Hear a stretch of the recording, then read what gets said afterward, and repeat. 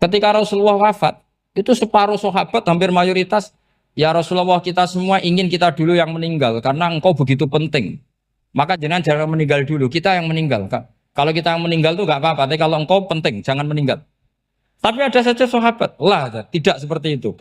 Saya suka Rasulullah meninggal dulu. Alasannya masuk akal. Biar Allah menyaksikan saya kama usod dikuhu hayyan usod dikuhu maitan.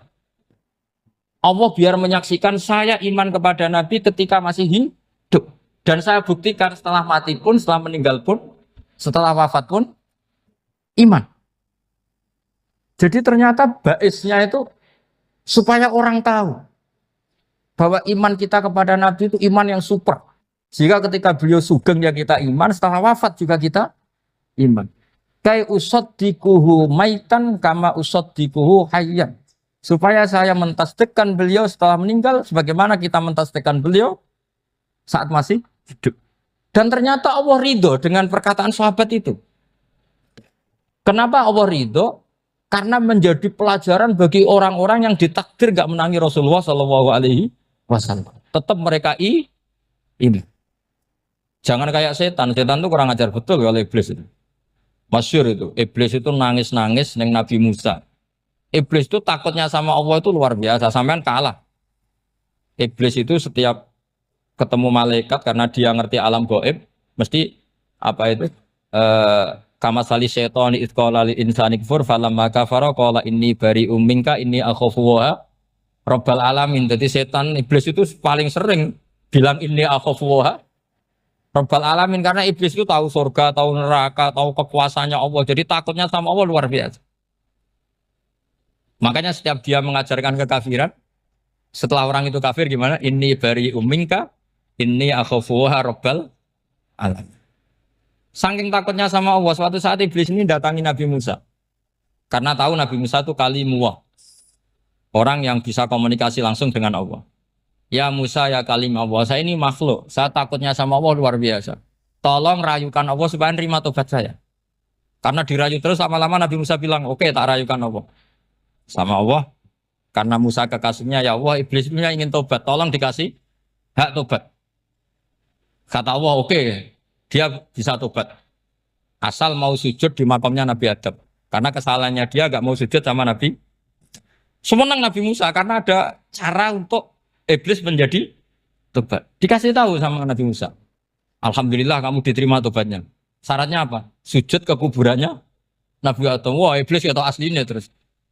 Asjuduhu maitan wa qatla asjuduhu hayyan. Oh zaman urip aku ora gelem, mbok nek wis mati. Oh dasar setan itu. Zaman urip aku ora gelem wis mati mbok kon sujud. Kumat maksudnya terus ya sudah terus sampai sekarang akhirnya. Kalau sekarang sudah tidak mungkin lagi karena nggak ada Nabi Musa. Jadi ijtihadnya sahabat melihat wafatnya Rasulullah itu beda-beda dan ternyata semuanya diridhoni Allah. Karena ternyata yang suka Nabi wafat dulu adalah ingin supaya umat Islam tetap mencintai beliau. Iman sama beliau, tasdik sama beliau. Sebagaimana tasdik zaman sugeng. Makanya kita harus mencintai guru-guru kita. Uhibbuhu maitan kama uhibbuhu hayyan. Saya sampai sekarang itu ya merasa Mbah Mun itu tidak meninggal. Saya masih merasa kalau bapak saya tidak meninggal. Karena kita mencintai beliau-beliau ketika hidup dan ketika wafat itu sah. Karena beliau-beliau sama kita juga seperti itu. Rasulullah itu ketika mendekati wafat, ya bahasa halusnya intaqala ila rafiqil a'la. Itu Nabi kalau ngedikan tuh rileks sekali. Hayati khairun lakum wa wafati khairun lakum. Cong aku nak uripku ya apik. Engko nak aku wis kapundhut ya apik. Fa amma hayati fali asunna lakum as-sunan. Sebagian riwayat fa innakum tuhadditsuna anni wa uhadditsu ankum. Kalau saya masih hidup, saya bisa mengajarkan kamu sunnah, mengajarkan kamu tradisi-tradisi yang benar. Dan ketika aku mati, ketika aku sudah wafat, maka saya jejer Allah, kata Nabi. Saya berdampingan dengan Allah, maksudnya dekat Allah. Tentu bila kaifin walan hisab. Terus sudah fa'inna amalakum, amal-amal kamu diperlihatkan ke saya. Belum yang saya sudah dekat Allah, kalau amal kamu baik, saya muji Allah. Kalau amal kamu buruk, saya langsung mintakan ampun kepada Allah. Jadi Nabi rileks sekali. Artinya saya hidup bagus karena bisa ngajarkan kamu as-sunan wa syara'i'. Kalau saya wafat karena saya dekat Allah, kalau kamu baik saya muji Allah, kalau kamu buruk saya mintakan ampun kepada guru-guru kita juga seperti itu. Justru setelah wafat beliau-beliau punya kesempatan dekat sama Allah, dekat sama Al-Mala'il A'la sehingga mendoakan apa? Nah terus kata Sayyid Muhammad, wala taqulu lima yuqtalu fi sabilillahi amwat. Kamu jangan pernah berkeyakinan atau berpendapat atau berkomentar kalau orang-orang yang mati fi sabilillah adalah berstatus apa? Mati, amwat. Kalah. Terus kata Sayyid Muhammad, hadza li amatis syuhada. Ketentuan ini bagi umumnya syuhada. Artinya gini, umumnya syuhada saja tidak berstatus amwat. Apalagi hadza Rasulullah, sayyidul syuhada, sayyidul anbiya, sayyidul mursalin. Tentu tidak pernah berstatus amwat. Ya saya ulang lagi ya, jadi zaman cara berpikir amatus syuhada, syuhada yang umum saja berstatus hidup, tidak boleh distatuskan amwat. Apalagi Rasulullah itu sayyidus syuhada, sayyidul anbiya. Maka status beliau pasti hayyun la yamut, pasti beliau itu hidup tidak. Dan karena beliau itu asfaq, sangat sayang kepada kita, sebagaimana zaman beliau hidup itu sayang kepada kita, sampai nangis-nangis minta hak syafaat, maka setelah meninggalkan pun beliau pasti sayang kita dan pasti berusaha supaya kita diampuni oleh Allah Subhanahu wa ta'ala. Sehingga ada sahabat yang tadi berpendapat kalau saya nggak masalah Nabi wafat dulu. Supaya Allah menyaksikan saya usaddiquhu maitan kama usaddiquhu hayyan. Jadi ini cerita ya, cerita sudut-sudut mana. Fikih itu penting sekali. Kata Sayyid Ali yang Shahibu Simtud Durar itu, wabihi qiwamus syariah. Yang bisa mengawal syariat itu hanya fikih. Fikih itu ya kalau yang paling gampang untuk kita misalnya punya Fathul Qorib, Fathul Mu'in, Fathul Wahab. Tapi yang faham betul, mesti faham itu ngelotok setengah hafal. Jangan bawa kitabnya tok, sementing sekian semester terus selesai. Itu sama-sama dosa, itu dosanya ya dosa, mahasiswanya juga dosa. Karena sudah terlanjur sarjana agama, ternyata nggak bisa, itu kan mendingan ndak sarjana agama. Itu saya tak cerita sama Kiai Roba, itu ada fatwa kiai, kiai juga wali. Suatu saat ada penyanyi dangdut top terkenal di Indonesia itu nyanyi dangdut. Ya penyanyi ya dai. Entah itu hakikat, entah majas, tidak tahu. Itu kiai itu fatwanya lucu. Kalau kamu datangi dia pas main dangdut, masih saya beri izin. Tapi kalau datangi dia pas pengajian, itu tak larang. Kan santrinya jadi eskal. Ini pas pengajian dilarang, pas dangdutan kok malah dapat izin. Tapi bukan berarti halal ya, dapat izin. Dapat izin kan potensinya bisa karena dilarang lah ya tetap belerot. Terus suatu saat si santri ini setengah wali, tidak wali tapi setengah. Ya. Lama-lama itu memahami gurunya. Memahami gurunya ternyata sirinya begini. Kalau seorang penyanyi yang tidak pernah ngaji, kemudian ngomong agama, itu potensinya itu fadallu wa adallu, sesat dan menyesatkan. Tapi kalau dia sedang nyanyi dangdut, penyanyinya cowok, sama jangan bayangkan dangdut putri, enggak, itu cowok sudah tua lagi. Jadi potensi halalnya ada lah maksudnya untuk, tapi tidak alat musiknya, orangnya. Tapi kalau dia nyanyi itu paling dosanya hanya nyanyi. Saya ulang lagi, murid tadi akhirnya paham kalau datangi pengajian itu artinya ikrar kalau dia seorang dai atau seorang yang layak ngomong apa? Agama. Itu lebih bahaya karena kita santri, apalagi kita doktor atau MM, terus ngekrori orang yang nggak jelas asal usulnya. Tapi kalau nyanyi kan nyanyi saja. Sehingga itu menjadi fikih. Bahaya terbesar dalam fikih adalah apa? Mengkaji fikih tidak dari ahlinya. Ya saya ulang lagi ya, mengkaji fikih tidak dari apa? Ahli. Nah kenapa demikian? Begini, saya beri contoh. Ilmu fikih itu tentu pertama dari Rasulullah Shallallahu Alaihi Wasallam. Kemudian bersanad sampai kita atau kita sampai Rasulullah. Itu ngalami sekian ijtihad yang tidak mudah. Saya beri sekian contoh. Dulu Imam Syafi'i itu sukanya sama guru yang miskin, ya karena rata-rata santri juga miskin. Jadi mesti ngidolakan guru yang miskin, karena sesama miskinnya harus berkoalisi. Tapi akhirnya gurunya Imam Syafi'i itu miskin sekali. Namanya Muslim bin Khalid Az-Zanji itu miskin, Sufyan As-Tsauri miskin, Sufyan bin Uyainah miskin. Setelah ngaji di Medina itu Imam Malik itu kaya. Pas itu Imam Malik sudah kaya. Setiap ketemu Imam Syafi'i dikasih uang. Sampai ketika Imam Malik itu bilang, kamu sudah alim, ilmu saya sudah habis, kamu ngaji sama yang lain. Sama siapa? Kata Imam Malik, orang yang sealim saya sudah meninggal, namanya Abu Hanifah. Tapi dia punya murid, namanya Muhammad bin Hasan Asy-Syaibani, kamu ke sana.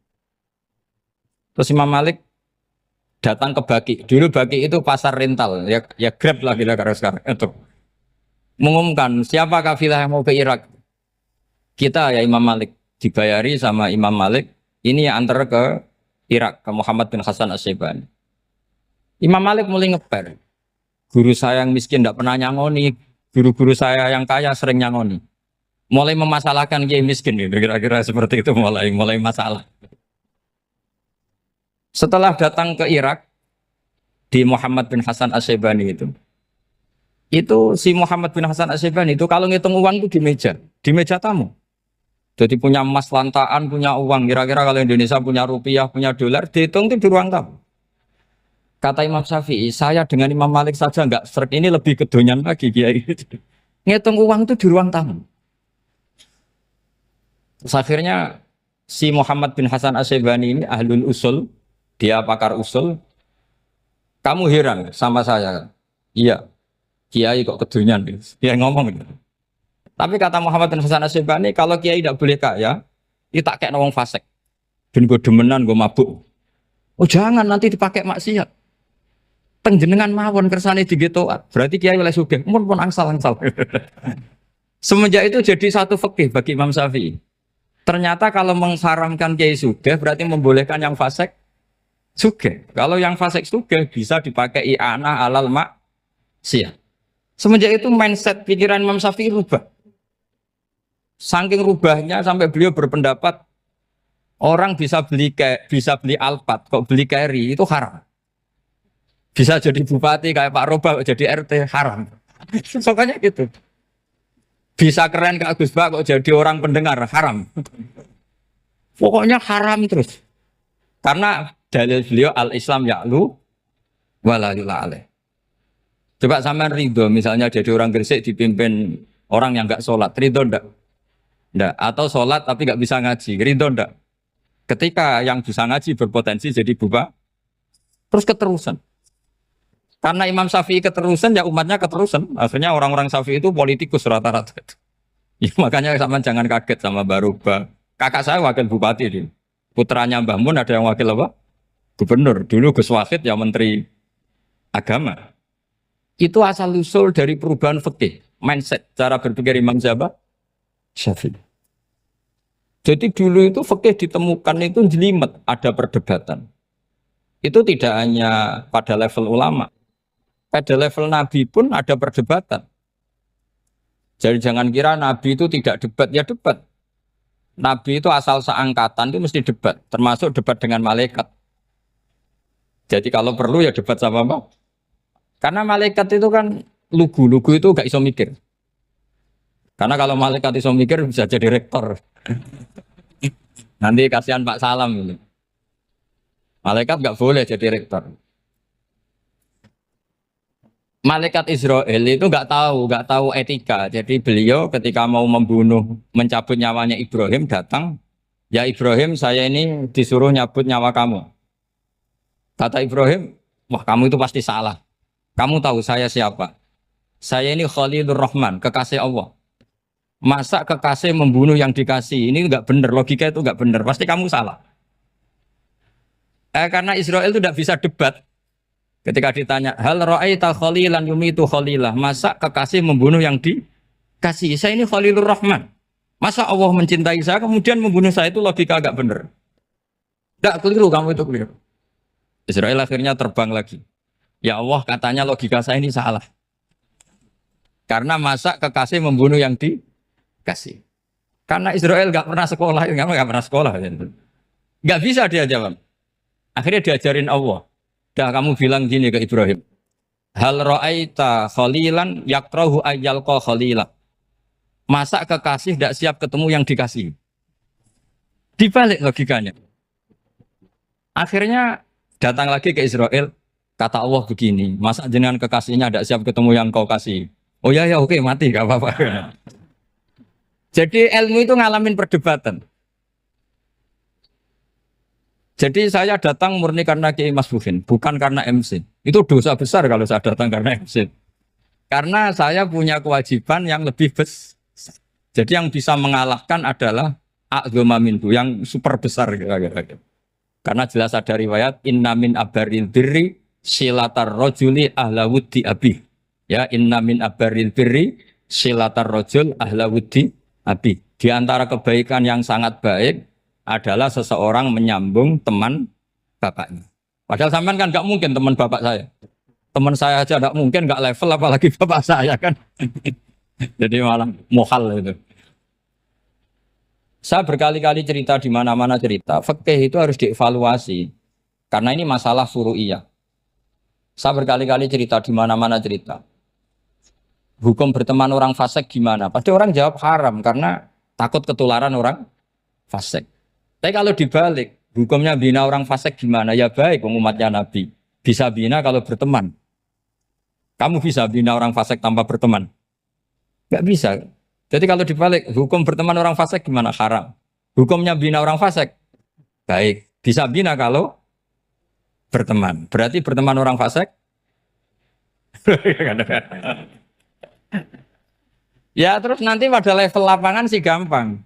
Kalau yang soleh membina yang fasik dan yang fasik ketularan yang soleh, maka ternyata kalau yang soleh ketularan fasik ya berarti ternyata buruk.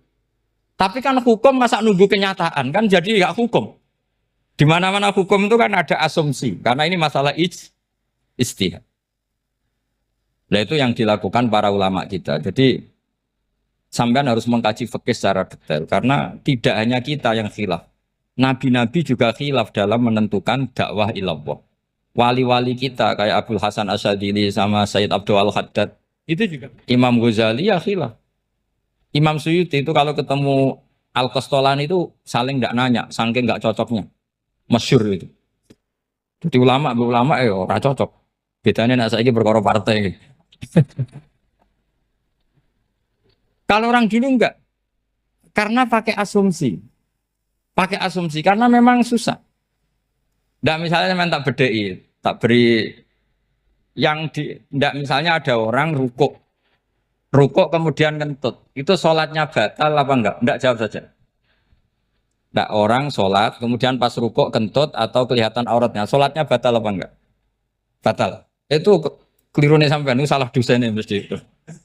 Pertanyaannya gini, yang dikatakan sholat itu kan aqwalun wa af'alun muftatahatun bitakbir muftatamatun bitaslim. Lalu ketika sampai ruku apa sudah namanya sholat jika kamu katakan batal? Namanya sholat aja belum kok sudah kamu katakan batal gitu.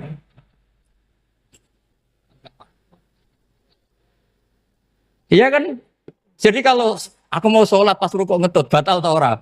Mestinya jawaban yang benar, ya ora sholat jadinya gitu. Karena kalau dikatakan sholat definisinya harus sampai salah. Tapi kan kita nggak mungkin ngomong seperti itu kan dianggap majnun. Padahal itu yang benar, yang punya kecerdasan. Nah makanya pertanyaannya, fikih itu ngikuti bahasa awam apa bahasa istilah? Kalau ngikuti bahasa awam ya kayak tadi, sholat kok pas rukuk kentut maka batal. Sebenarnya yang batal itu sholatnya apa rukuknya? Nah makanya terjadi perdebatan. Kalau yang pakar-pakar usuli itu salah istilah itu nggak mau. Saya ulang lagi, kalau pakar-pakar usuli itu salah istilah itu nggak mau. Terus misalnya tak beri contoh lagi. Kalau imam itu sudah salam pertama, Salam pertama itu yang rukun kan salam pertama. Berarti setelah salam pertama imam sudah keluar dari sholat apa belum? Yakin? Ya sudah. Sekarang sama tak bedai. Lalu makmum itu kesunatan langsung berdiri apa nunggu imam salam kedua? Enggak, jawab satu. Nunggu salam kedua kan? Dan itu kriminalnya sampai Anda dalam sufi itu. Kriminalnya begini. Berarti Anda mau bergantung sama orang yang sudah tidak sholat. Kata kamu setelah salam pertama dia sudah tidak sholat. Berarti kamu menginstruksikan makmum berhubungan dengan orang yang sudah tidak sholat. Karena sudah keluar dari sholat ketika salam pertama. Kalau kamu di debat gitu gimana jawabnya? Pusing kan? Berarti robtul makmum bisolatiman sing wis laisa fi sholatin. Berarti menggantungkan sholat sama orang yang sebetulnya sudah tidak sholat. Ada yang jawab, sebagian ulama fikih tetap disunatkan menunggu salam kedua. Karena salam kedua itu masih paket meskipun tidak rukun. Dia paketnya selesai. Tapi selalu pertanyaannya gini, lalu setelah salam pertama itu imam masih sholat gak? Sudah sama berani jawab toh? Nah ini pentingnya bodoh gak mikir sebenarnya.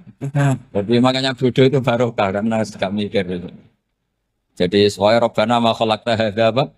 Batila. Sing bodoh ya barokah, sing pinter ya barokah. Sera barokah maksiat. Serana barokah plus. Jadi ilmu itu harus mengalami satu gesekan karena logika itu bisa dibalik. Nah karena ilmu itu mengalami satu gesekan, satu logika yang bisa kayak iya kayak enggak. Sehingga jargon di dunia ijtihad itu begini. Ra'yuna shawabun yahtamilul khata' wa ra'yuka khata'un yahtamilus shawab. Pendapat saya benar tapi mungkin salah. Tapi pendapat kamu taruhannya salah dulu tapi yang mungkin benar. Jadi mustahid kalau kata mustahid itu lucu. Ngomongnya itu ra'yuna shawabun yahtamilul khata'. Pendapat saya tarifnya benar dulu tapi yang mungkin salah. Kalau pendapat kamu salah tapi ya mungkin benar atau mungkin bisa salah ya tidak tahu pokoknya mungkin benar. Nah, kenapa demikian? Begini. Di luar masalah tauhid, saya ulang lagi di luar masalah tauhid. Itu tentu ada masalah-masalah yang sifatnya ijtihadiyah. Ya, saya ulang lagi yang sifatnya apa? Ijtihadiyah. Dan ijtihadiyah ini nggak pernah selesai karena muqtadul hal, konteks kesejarahan maupun konteks kesempatan itu tidak sama.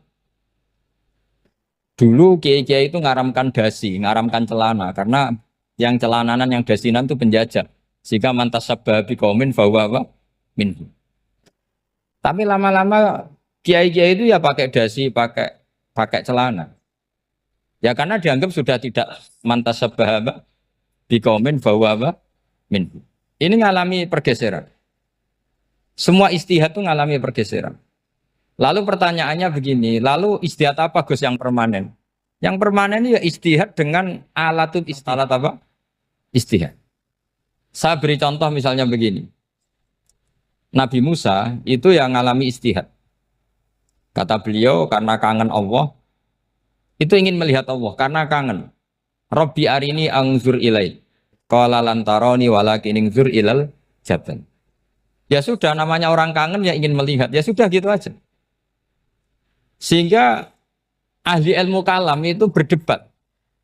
Kalau kata ahli sunnah, karena Nabi Musa minta ingin melihat Allah, berarti melihat Allah itu jaiz, mungkin. Karena Nabi gak boleh bodoh meminta sesuatu yang mau hal. Maka antipatinya ahli sunnah terhadap pendapat Mu'tazilah itu antipati. Karena menurut pendapat Mu'tazilah, Allah itu qadim, Allah itu laisa kamislihi syai'un, sehingga gak bisa dilihat. Pertanyaannya adalah berarti Nabi Musa meminta sesuatu yang mau hal. Itu bodoh sekali sampai nggak tahu mana mau hal, mana apa jaiz. Makanya kata Imam Ghazali, masa Nabi Musa yang Nabi nggak tahu kalau melihat Allah itu mau hal.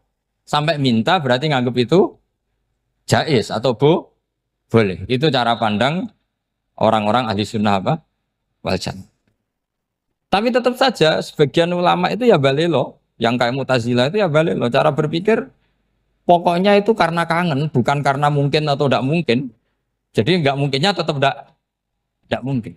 Terus mereka dalil la tudrikul absar wa huwa yudrikul absar. Nah, sudut pandang ini akan terus.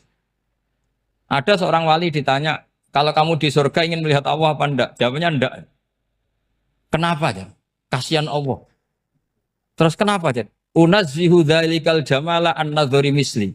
Saya tidak ridho Allah yang hebat, yang keren, kemudian sing delok terima aku wong resik. Koyok gak ngergani pangeran. Seben sing delok Allah ben golongane Nabi Muhammad, Nabi Ibrahim, kowe ra usah ngilangi keren. Maksudnya itu. Jadi ada ulama itu jadi wali kalau sholat itu karena di soft belakang. Tapi jangan ditiru. Itu kan nggak lazim ya. Lazimnya kan afdhalus sufuf as-saful awal. Ketika ditanya, kenapa kamu kalau sholat di belakang? Cek GR koyok wani suwan pangeran gak ngarep. Aku sungkan dadi kok gurih. Kalau sampean kan karena males bukan karena sungkan. Jadi itu artinya rasa ya. Makanya nggak bisa, nggak ada istihad itu tidak mungkin karena perasaannya orang itu beda-beda. Itu Sayyid Abdul Al-Haddad itu kalau ngendikan masyhur. Man da'a li dzalimin bil baqa faqad ahabba yusawwa fi ardi. Orang yang mendoakan orang fasik masih hidup, gak mati-mati, itu berarti suka kalau Allah dimaksiati di buminya. Wong fasik kelakuannya rak maksiat. Nak mbok dongakno mari, itu berarti kamu ingin Allah didurakani terus menerus karena si fasik masih hidup. Tapi kalau Abu Hasan As-Sadili cara ngendikan gini, kalimatnya persis. Man ahabba alla yusawwahu fi ardi faqad ahabba alla tadhara maghfiratuh. Orang yang ingin dunia ini steril gak ada maksiat, maka sama saja berkeinginan tidak melihat luasnya maghfirahnya Allah. Sama-sama wali besar. Tapi cara pandang hubungannya dengan Allah seperti itu. Jadi mau tidak mau istihad itu mau tidak mau. Makanya tidak usah dipertentangkan misalnya cara berpakaian, cara apa. Yang penting sesuai aturan Islam ya sudah. Karena ini urusan rasa. Urusan apa? Rasa. Itu Syekh Hasan Basri itu sering jagongan sama Robiah Hadawiyah. Itu secara fikih salah. Tapi pas itu ulama fikih ditanya, kenapa Anda tidak komentar terhadap dua wali besar yang sering ketemu? Andai kan semua santri seperti itu akan saya halalkan, Gatot. Karena nggak mungkin punya nafsu. Sehingga fikih dulu memang masih asli. Kamu lihat di takrib misalnya, lelaki melihat perempuan itu nggak boleh kecuali sekian alasan. Termasuk boleh itu li taklim karena mengajar atau lil muamalah. Lah ini yang mulai masalah. Ada warung kopi, penjaganya cantik. Santri-santri ngopi, ini lil muamalah katanya. kan kasus ini.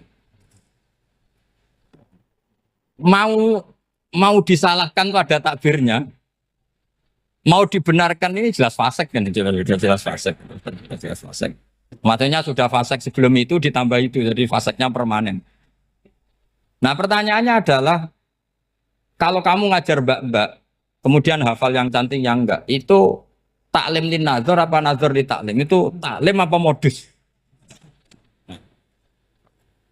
Makanya kalau ngopi cari bakul yang cantik, itu muamalah untuk nazar apa nazar untuk muamalah? Loh kalau saya ngopi dengan kirobah pasti halal.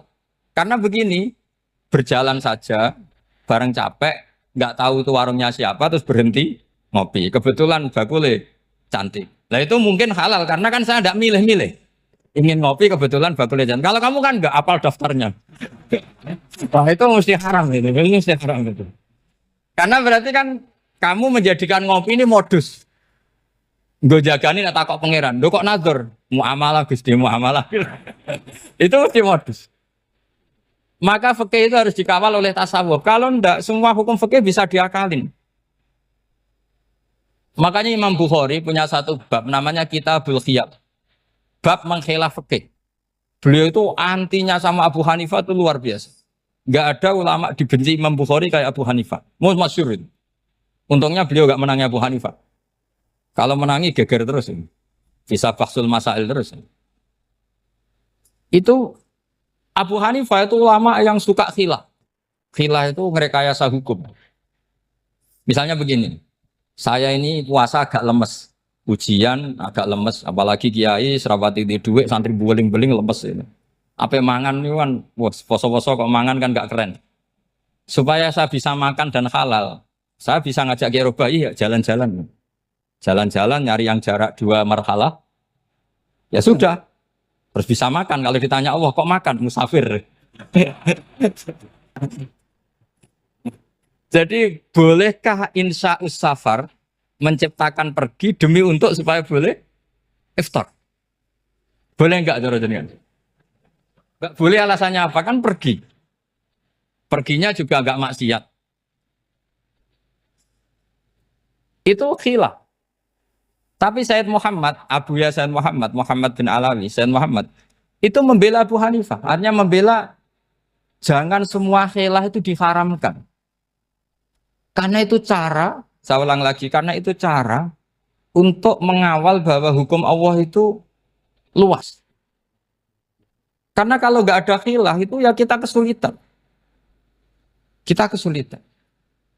Misalnya begini, ini penjelasannya, makanya kita harus sering mendengar. Saya itu dulu masih sangat fikih itu protes, kenapa ada puluhan polisi wanita? Itu kan pekerjaan cowok ya, pekerjaan pria. Tapi setelah mendapat penjelasan dari polisi itu alasannya masuk akal, Gus. Kadang-kadang orang nakal itu menyembunyikan narkoba itu di alat wanitanya. Itu kalau semua lelaki polisi kayak jenengan itu kan masalah itu. Sehingga memang harus ada polisi wanita karena sebagian pengedar narkoba itu perempuan dan menyembunyikannya di tempat itu. Kalau semua polisi cowok kan gak kebayang. Sehingga kita akhirnya mendengar membolehkan polisi itu wanita. Ada wilayah yang harus wanita. Begitu juga ada pertanyaan, kenapa sih dokter kandungan itu cowok? Saya punya banyak santri yang muhibin saya itu dokter kandungan. Tak tanya, kamu itu kok cowok kok jadi dokter kandungan? Kan pekerjaannya seperti itu. Dia jawabnya lucu. Dari 10 yang tes jadi dokter kandungan, itu yang cewek itu lulus 2. Yang cowok lulus semua. Karena ketika cewek dites melihat ketuban pecah darah itu langsung pingsan.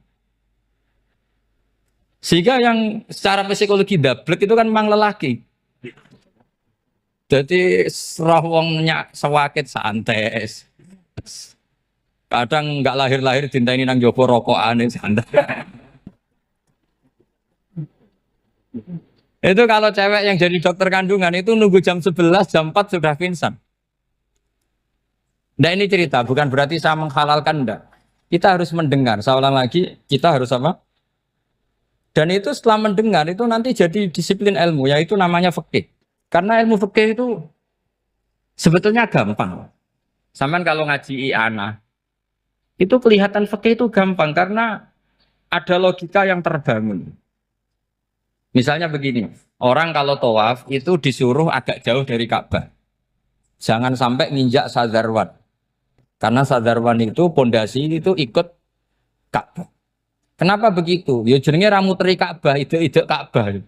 Jadi sebenarnya sederhana logikanya. Sing jenenge muter itu di luar itu kita muter. Nah kalau nginjak pondasinya namanya gak muteri Ka'bah tapi ide-ide Ka'bah. Ya jadi sederhana sebetulnya ya masuk akal. Jadi fikih itu nggak ada yang iskal, sebetulnya masuk akal. Tapi karena kita nekuni itu tidak serius, maka terus jadi paradok. Saya beri contoh lagi, ini sebagai penghormatan saya sama Kiai Mas Bukin, karena ini sudah namanya fakih.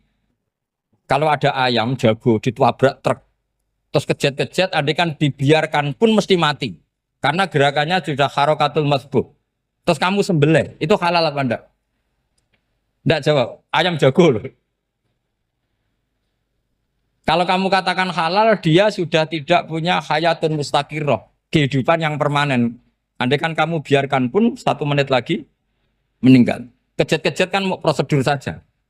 Maksudnya pantasnya mati ya kejet-kejet sih, tapi sebetulnya sudah pasti mati. Maka ini ada 2 ulama. Kalau kata Imam Malik tetap namanya halal. Karena ruhnya masih di situ. Sehingga ketika kita nyembelih, ya nyembelih hewan yang hidup.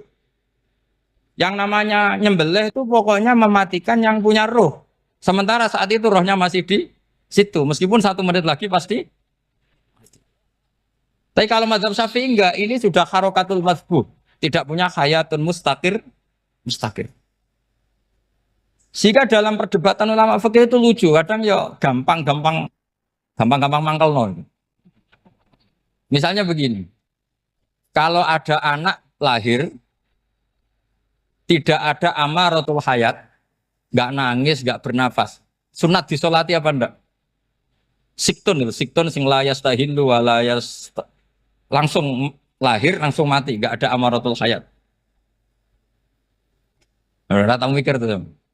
Itu tidak wajib disolati. Alasannya, ya kan memang sholat alal mayit kan tidak pernah hidup. Di mana-mana mayit itu setelah hidup mati. Ini kan tidak pernah hidup. Namanya ya atul lahmin, ya potongan daging itu aja. Enggak. Jadi kadang fikih diwaca tenan jebule mangkel no.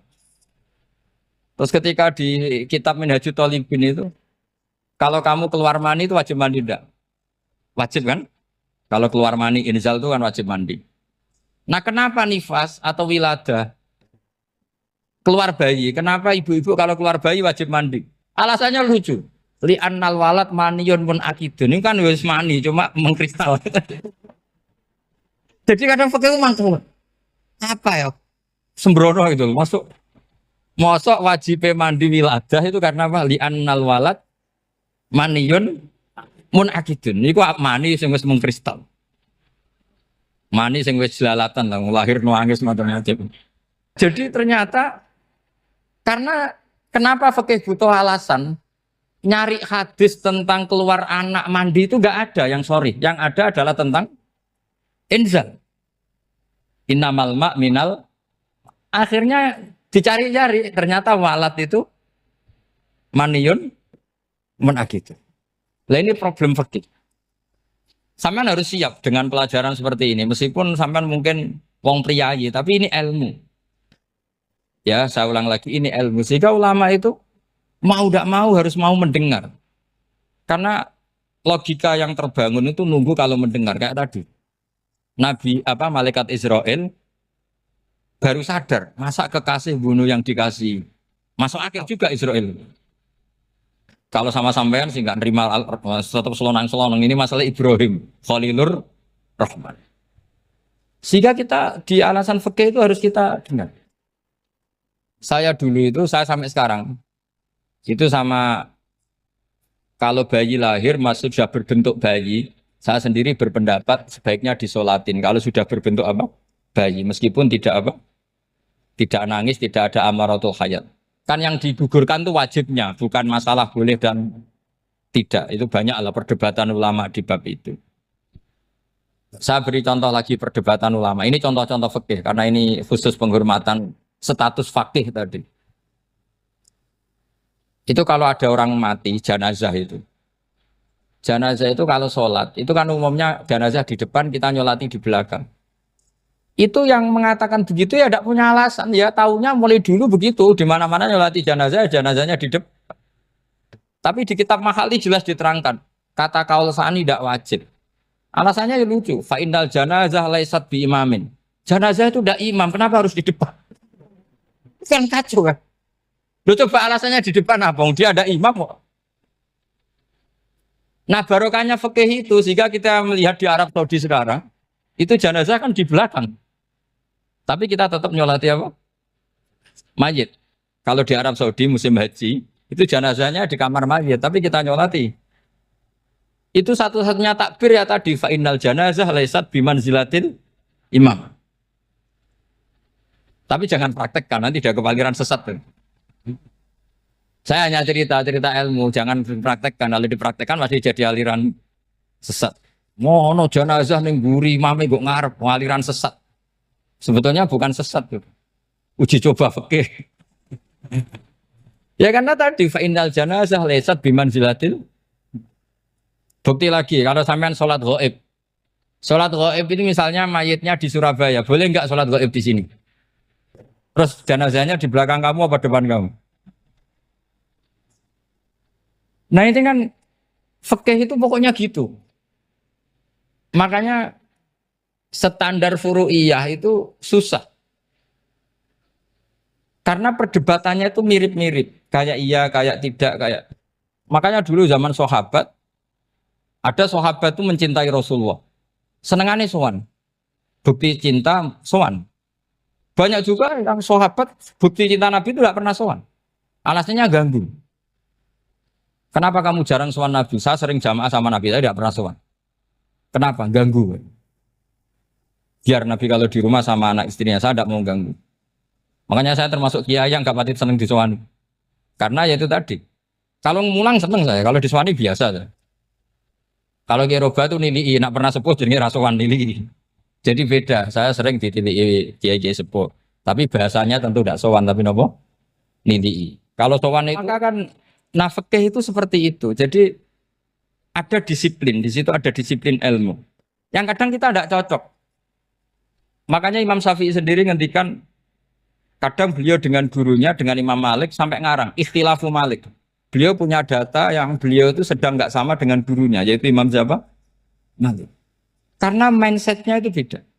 Tidak sampai misalnya saya tanya, sholat itu harus menghadap kemana? Tidak, jawab saja. Kiblat kan. Ukurannya apa coba? Namanya madhep. Wajah apa dada?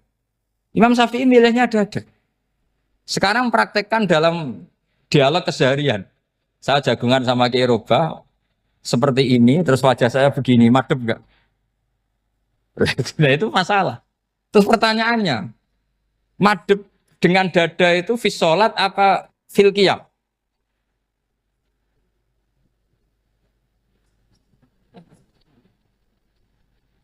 Loh enggak, kalau fis sholat pas sujud dada kamu madhep mana coba?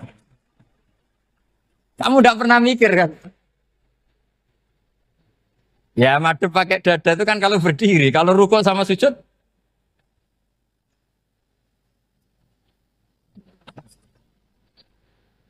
Loh itu ulama itu jelimet gitu. Makanya jarang yang menekuni profesi ulama itu. Karena menekuni proposal banyak, karena memang susah. Jadi ulama itu orang yang cara berpikir sudah aneh. Sehingga mereka detail. Maksudnya menghadap itu apa? Ukurannya kalau berdiri ya dada. Tapi nggak bisa kamu katakan atawajuh bisodri aturan dalam sholat. Fikuli sholat. Pertanyaannya lah kalau rukuk sama sujud. Dadanya menghadap kemana coba?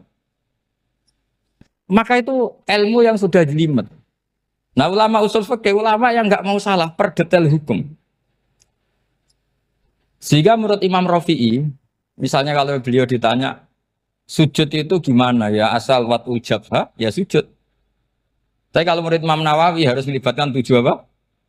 Anggota, yaitu al-jabha, wal yaden, warrubaten, wal kodame. Oke, Imam Nawawi kita ikuti. Tentu keseharian kita pakai Imam Nawawi. Yaitu berdasar hadis umirtu an asjuda ala sab'ati yumin al-jabha, wal yaden, warrubaten, wal kodamen. Berarti berapa? 7. Tapi pernah saya cek di kitab karangannya Imam Syafi'i ketika beliau ngendikan saya suka kalau orang sujud itu melibatkan 7 anggota berdasar hadis ini. Tapi kata beliau wayah tami itu dan bisa saja sujud yang watul jabhah itu sudah cukup. Terus kata Imam Syafi'i, limada karena Nabi ketika sujud itu hanya ngendikan begini, sajadalaka wajhi wa sam'i wa basori. Gak ada di hadis wayadi, warubati, wakodami. Ya sudah akhirnya. Nah, itu sudut pandang. Terus gugatan kedua begini. Ada orang Muslim yang sujud sama berhala. Untuk menjadi murtad itu harus 7 anggota apa cukup watul jabah alal ardi? Untuk sah menjadi murtad itu. Untuk sah menjadi murtad cukup watul jabah alal ardi harus 7 anggota. Untuk keabsahan murtadnya itu. Tidak jawab. Makanya ini tugas dosen-dosen ini meminterkan ini. Karena namanya sudah faqih. Faqih itu ahli faqih yang detail namanya faqih. Kalau ini mutafaqih. Jadi bukan tafakuha tapi tafakuha. Kayak tamarodon. Jadi wazannya nanti itu wal idhari ma laysa fil waqi'. Jadi ini bukan gojlok, ini memang marah saya. Jadi kalau sudah pakai gelar fakih, harus fakih betul. Nah, mohon kalau mengkaji fikih itu harus detail. Minimal takrib itu setengah hafal. supaya konstruksi ilmu itu utuh. Saya sama lagi konstruksi ilmu itu, karena ilmu itu mesti ada yang apa ya? Ya rodok setengah salah itu, tapi disalahno ora kena. Ndak sampean tak bedheki, nak pancen bener langsung tak angkat jadi rektor. Nak bener tuh. Coba rukun sholat pertama itu apa coba? Rukun sholat pertama. Niat. Niat sama berdiri dulu mana? Ayo niat dulu baru berdiri, apa berdiri dulu baru niat? Berarti niat sama berdiri dulu mana? Rubah kan? Artinya kita mau bilang tartib urutannya niat berdiri takbir gak bisa. Yang dikatakan niat itu apa? Qasdus syai' muktaronan bifi'lihi. Berarti niat sama takbir harus bareng apa urutan? Bareng. Terus dengan qiyamnya urutan apa bareng? Bareng apa urutan? Loh enggak, kalau urutan berarti takbir dulu duduk baru berdiri. Nah maka seperti ini tuh mau tidak mau kita salah. Dikatakan tartib ya salah, dikatakan serentak ya salah. Cuma karena kita bodoh, gak tahu mikir itu. Alhamdulillah kan di situ itu. Lu coba niat sholat loh, niat takbir qiyam dulu man. Niat takbir qiyam dulu mana coba? Dulu qiyam. Enggak ada kitab yang mengatakan arkanus sholat awaluha. Oh, dianggap kitab kriminal maksudnya. Makanya ngendikane ulama-ulama di sarah-sarah, mau tidak mau sebagian istilah itu tasamuh. Tasamuh itu wis tiga gampang ngono kok repot. Karena kita tidak bisa detailnya. Coba misalnya puasa. Puasa Ramadan itu wajib apa? Tabiyyitun niat, nginep no niat. Sing darani nginep itu umure lama apa enggak? Lama kan? Sekarang sebelum 2 menit kamu baru niat, sah apa enggak? Sah. Itu sempat nginep apa enggak 2 menit itu? Enggak sempat kan? Jadi ilmu itu makanya kata ulama-ulama pokoknya ilmu itu mesti ono unsur tasamuh. Tasamuh itu ya tiga gampang. Apa? Tiga gampang. Misalnya Imam Syafi'i berpendapat mashu ba'dir roksi. Itu kata beliau walau sya'rotan fi hadir roksi. Meskipun satu rambut asal masih di wilayah kepala. Tapi kalau rambut itu dikeliwir, dibasuh di sini enggak sah. Karena sudah keluar dari batas apa? Kepala. Imam Syafi'i cara berpikir kan yes ngene iki jenenge basuh sirah. Tapi cara Abu Hanifah enggak. Ya enggak, yang namanya megang kepala itu ya minimal 1/4. Masa gitu dikatakan megang. Lalu ulama usul fikih itu berdebat. Sesuatu itu sesuai masodaknya. Masodak itu yasduku alaihi kadza, yaitu ini tadi saya cerita ke Ibu Khen tentang ngaji Jamul Jawame. Ini ilmu yang di Jamul Jawame. Sesuatu itu ukurannya mayasduku alaihi kadza apa dengan takrif definisi. Misalnya gini, sholat itu batal dengan makan. Kalau kamu sholat makan batal nggak? Nggak, jawab saja. Batal. Itu satu upo apa satu piring? Nggak, jawab saja. Satu upo sudah batal. Sekarang bab makan di ngormat tamu. Cong tamuku kaimangan. Iku sak upo apa sak piring?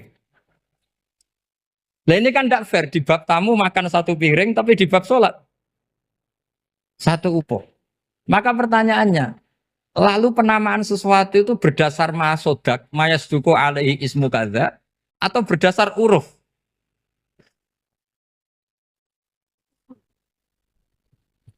Ukurannya apa coba? Maka terus jadi perdebatan. Nah ini di sini ini pentingnya ulama karena ya sekarang saya bedai sekarang. Cengkeh itu wangi apa enggak? Kategorinya cengkeh. Wangi kan? Kalau orang bikin kue tar pasti pakai apa? Cengkeh. Pakai wedang ronde supaya manis. Apa wangi dikasih apa? Cengkeh. Nah itu saya berkali-kali cerita. Pernah mau dipikirkan orang Islam itu nggak boleh rokok karena dianggap pakai apa? Mewangi karena ada apa? Cengkeh. Tapi terus didebat. Kalau gitu berarti orang Jumatan sunat rokok. Karena Jumatan disunatkan pakai pewangi. Wah itu kan akhirnya tuh, wah iya ya, repot ya kan. Jadi kalau cengkeh kamu kategorikan pewangen, yang orang Islam nggak boleh rokok karena pakai cengkeh yang wangi. Konsekuensinya orang Jumatan sunat rokok karena berarti di masjid pakai apa? Pewangi kan sesat semua ya, jadi itu ilmu. Makanya selain fikih mateng itu ada ilmu yang namanya usul fikih. Usul fikih itu yang neliti itu. Mayas duku alaihi kada. Jadi yus ngono iku darani ngono. Saurang lagi. Ngono iku wis darani ngono. Ora perlu roh detail. Ya, saya ulang lagi. Wis ora perlu roh detail. Makanya Abu Hanifah itu misalnya basuh wajah. Wis angger kecelok ngene iki basuh wajah. Nek Imam Syafi'i kan detail. Mimba ini mana bitis syari sampai ila somahe uzunehi ila zakon. Terus mana bitis syari Imam Syafi'i nambah apa? Ghaliban. Kenapa ditambah ghaliban? Karena kalau orang budak mana bitis syarinya di sini.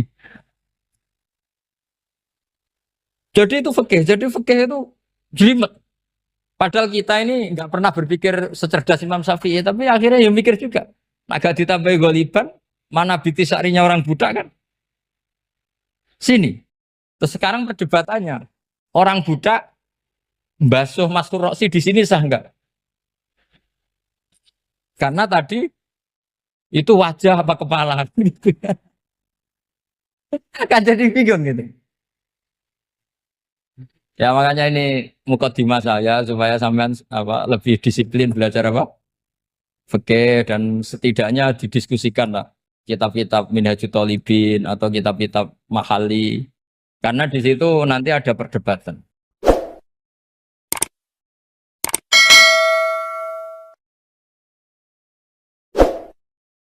Terus kula niku sangat fanatik kalian yang namanya belajar. Karena niku sing kula anggap ingkang ngilangi adab, ngilangi laknat. Kula beberapa kali terdikte oleh baca.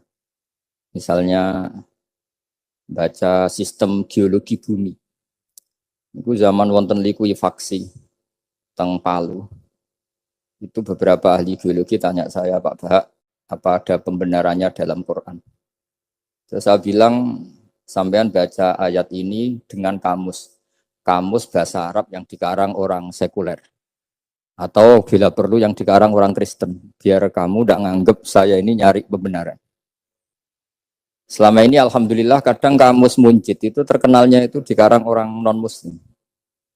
Tapi kadang itu ada hikmahnya. Hikmahnya adalah, tapi saya bukan berarti menganjurkan belajar Munjid, ini ada hikmahnya adalah, madatul kalimah itu dimaknai secara benar menurut objektivitas ilmu. Singkat cerita tak suruh nyari makna maro yamuru mauron. Jadi Allah ngendikan teng surat Tabarok, apa kamu merasa aman? Merasa aman setiap saat manfis sama ayyakhsifa bikumul ardo fa idza hiya tamur. Allah zat yang menguasai langit setiap saat bisa saja melumerkan bumi ini. Jadi melumerkan tuh ya bahasa Arabnya tamur itu. Jadi Allah sudah mengingatkan bahwa potensi bumi ini memang likuifaksi karena di bawah ada magma, ada air, ada macam-macam. Kemudian potensi bumi ini juga dihantam oleh benda-benda langit. Sehingga Allah ngendikan innallaha yumsikus samawati wal ardo an tazula wala in zalata in amsakahuma min ahadim min ba'di. Jadi setiap saat mungkin meteor itu menghantam bumi, setiap saat mungkin Mars yang menghantam bumi. Sehingga kalau kita belajarnya itu geologi atau sistem galaksi, itu ketakutan kita ya pada likuifaksi, pada meteor yang jatuh, pada apa. Tapi kalau misalnya kita baca yang su'ul khotimah, ketakutan kita ya akan su'ul khotimah. Tapi terus kalau lihat berita TV corona, ya takutnya akan corona. Tapi setelah distatistikkan, misalnya belajar orang yang mati karena ngelindur, itu ya terus takut tidur, karena yang mati karena ngelindur itu juga banyak. Artinya apa? Membaca itu membentuk. Dan itu artinya belajar. Saya termasuk orang yang meskipun masih muda itu gak pati-pati mati.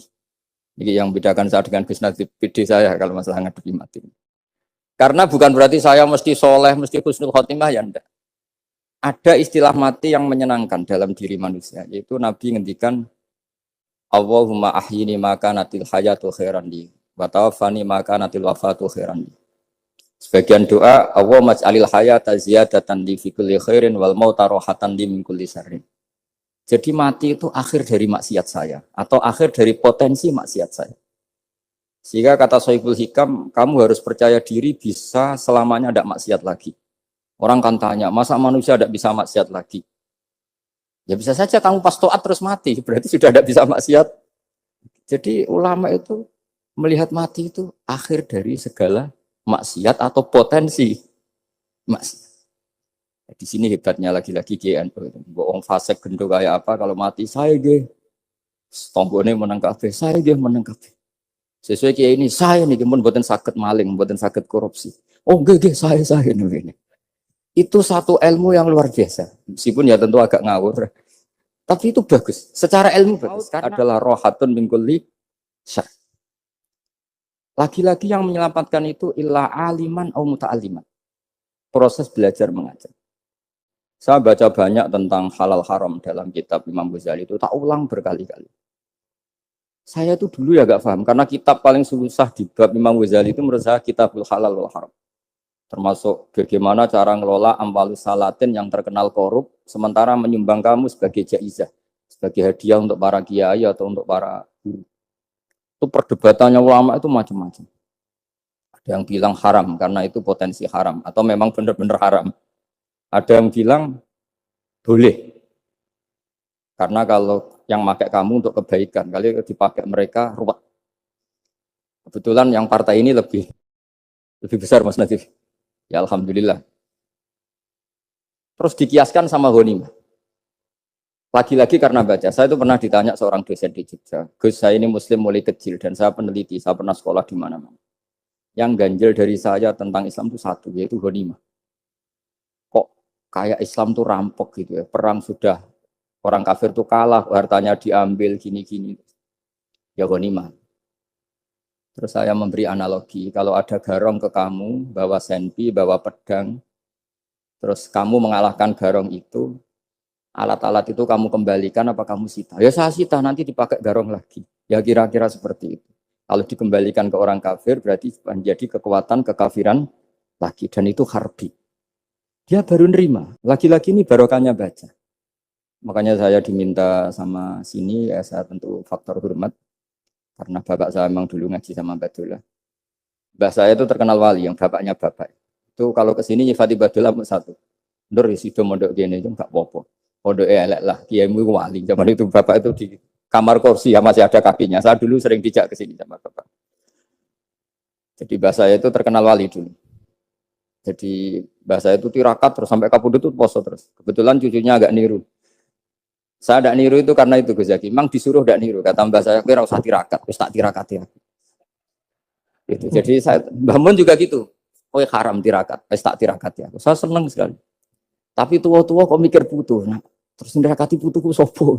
Jadi mulai jadi kiai betul Mas Nadif, saya ini sudah mulai mikir putu. Karena saya ini termasuk orang yang kecelok alim yang enggak banyak orang menghormati karena sudah diramal sama mbah-mbah.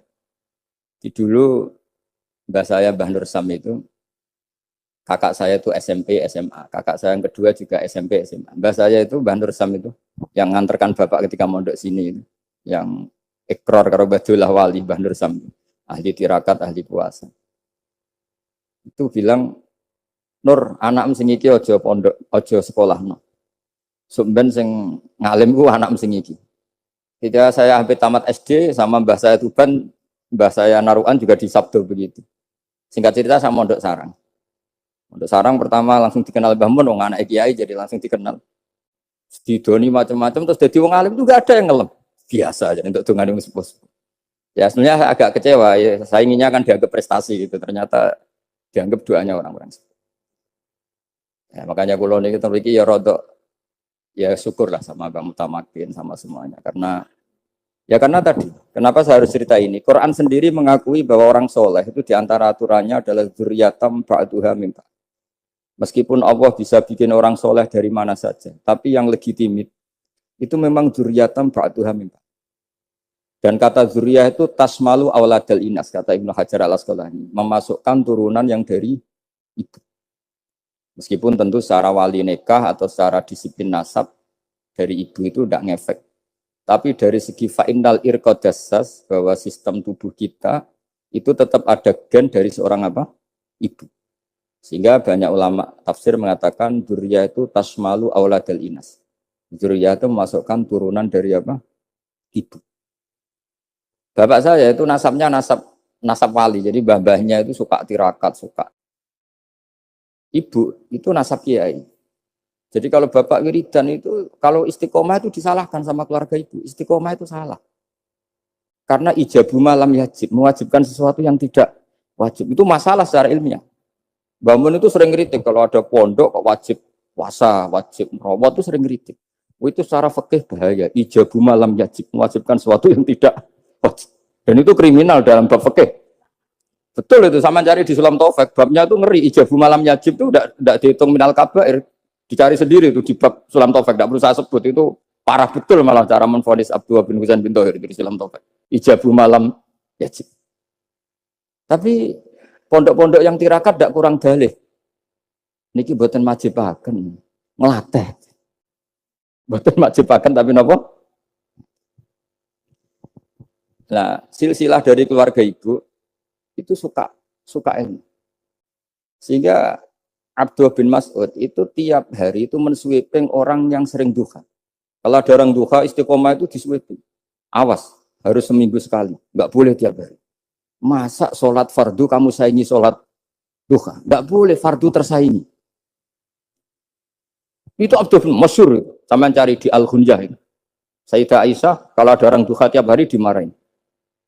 Dan itu secara konstitusi ilmu benar karena Nabi Qiyamul Lail Ramadan itu hanya 4 hari yang dipandu. Lainnya itu enggak. Khasyata ayyufrodo alaihim kalau dalam sahih takut dianggap fardu. Akhirnya istiqomah itu masalah di keluarga saya yang dari ibu. Nah kebetulan kita ini suka ada istiqomah akhirnya ya seperti ini. Tapi ini ilmu harus kita bicarakan. Tapi yang istiqomah Bapak itu pengagum Badullah. Bapak itu suka sama istiqomah. Karena punya guru dulu Ki Zubedi istiqomah, Badullah istiqomah. Tapi jangan kira Badullah itu hanya istiqomah. Saya punya sanad banyak. Mungkin Gus Zaki lebih tahu. Sering saya diceritain Bapak. Badullah itu nak ambek wong fase teman-teman itu ya rapati cocok. Senajan to majibno fase. Tak takok iki nopo.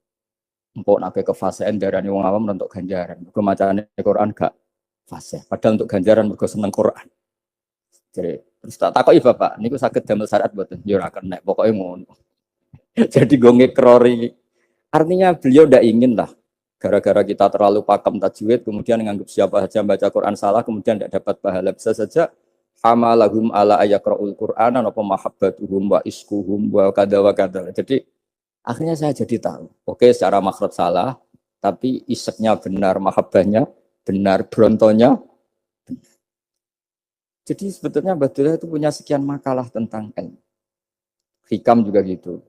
Nur nak cah santri ngaji Ihya itu jauh oleh. Tapi nak hikam mojo.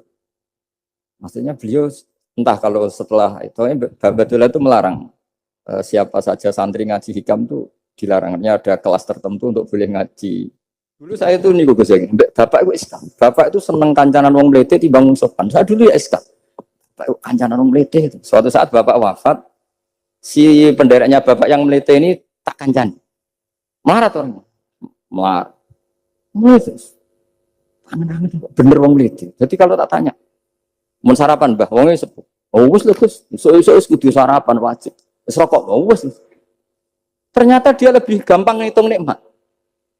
Kok gak kerja Bang? Aku nang masjid di 10.000 kon ngino wong kerja ora usah di 10.000 wis rojo iso mangan iso ngombe. Apa ngawula wong liya? Kan kok bener sesuai. Sementara sing sopan kurang ajar. Mbah pun mangan. Terus ngenteni kerja angel kabeh mboten panen men ngenes. Kaya Allah ora tau mar. Oh, mungkin karena ini Bapak. Jadi akhirnya sesuai ora pati. Kancanan wong sopan-sopan. Akhirnya kancanan Mas Nadif kan gitu cerita.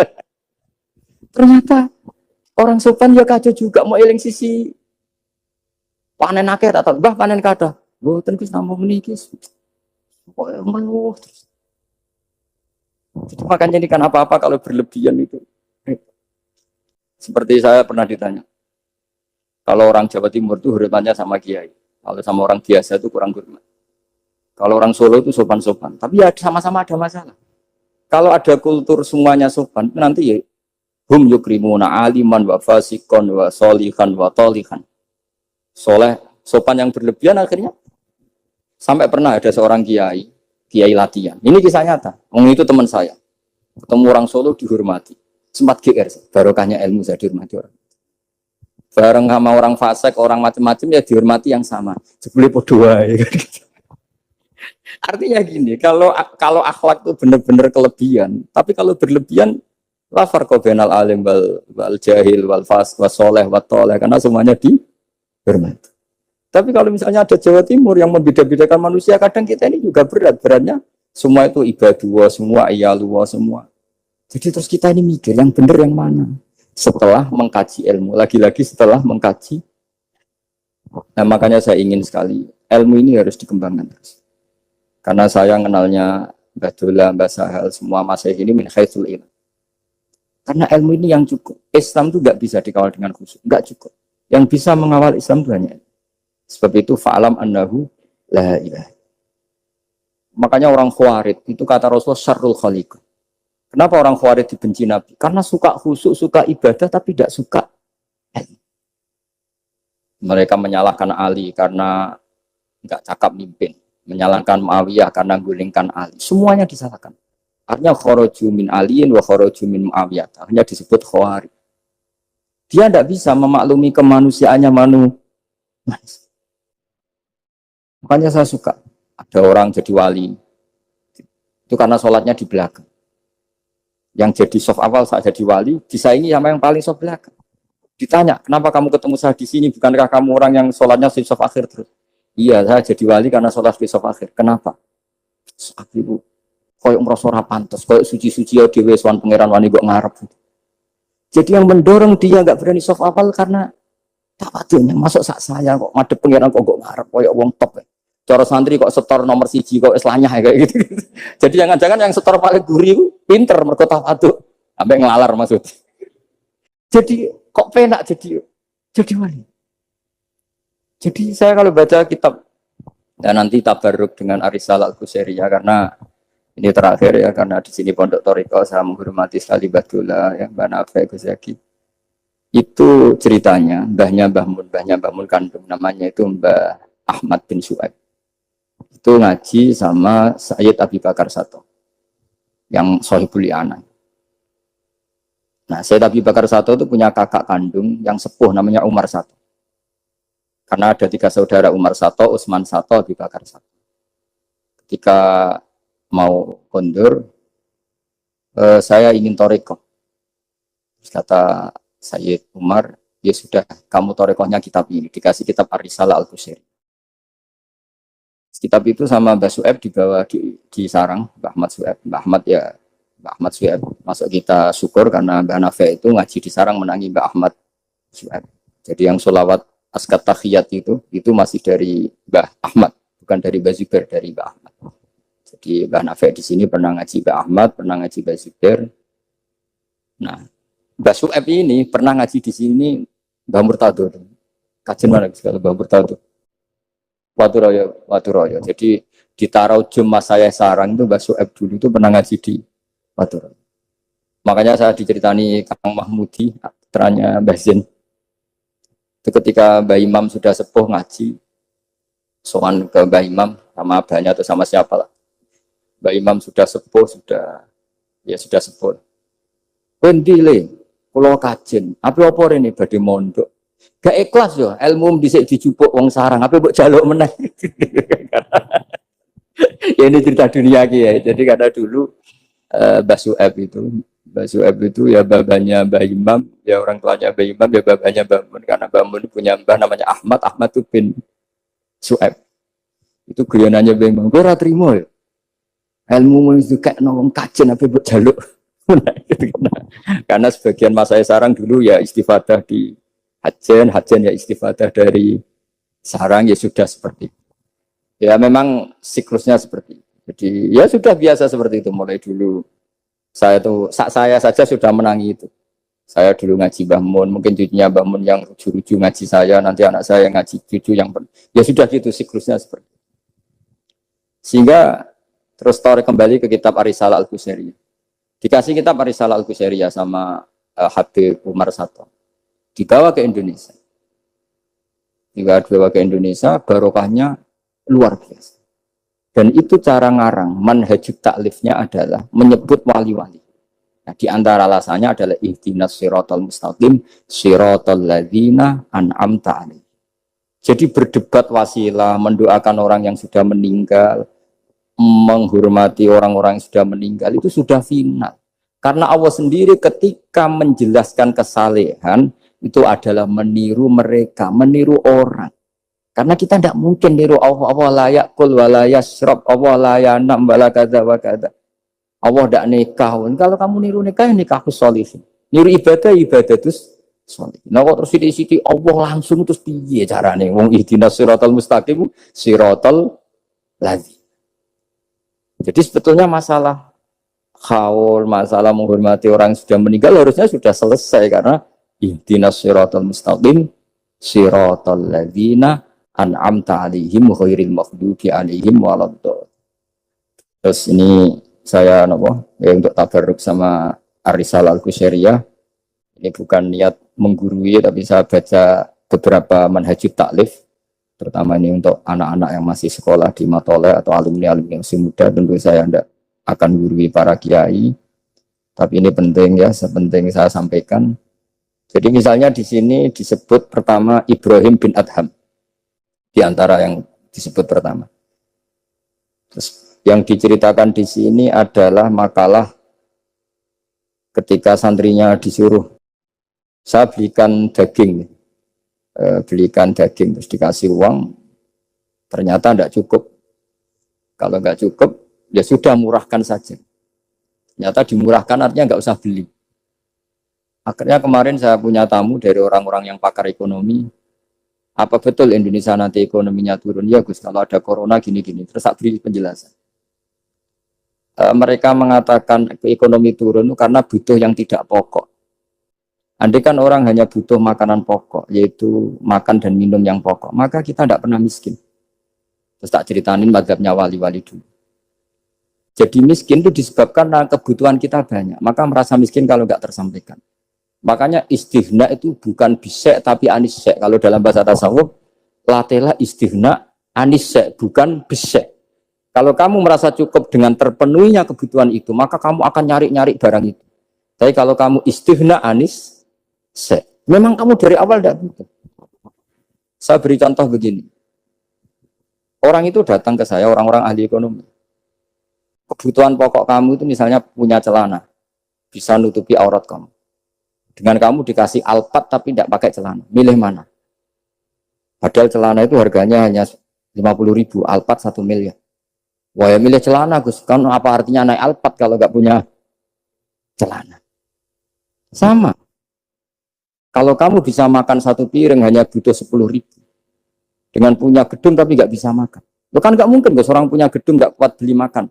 Kalau Allah menghendaki bisa saja, misalnya stroke. Kamu terlalu didikte oleh ilmu ekonomi. Nah, saya dulu iskal seeskal-eskalnya.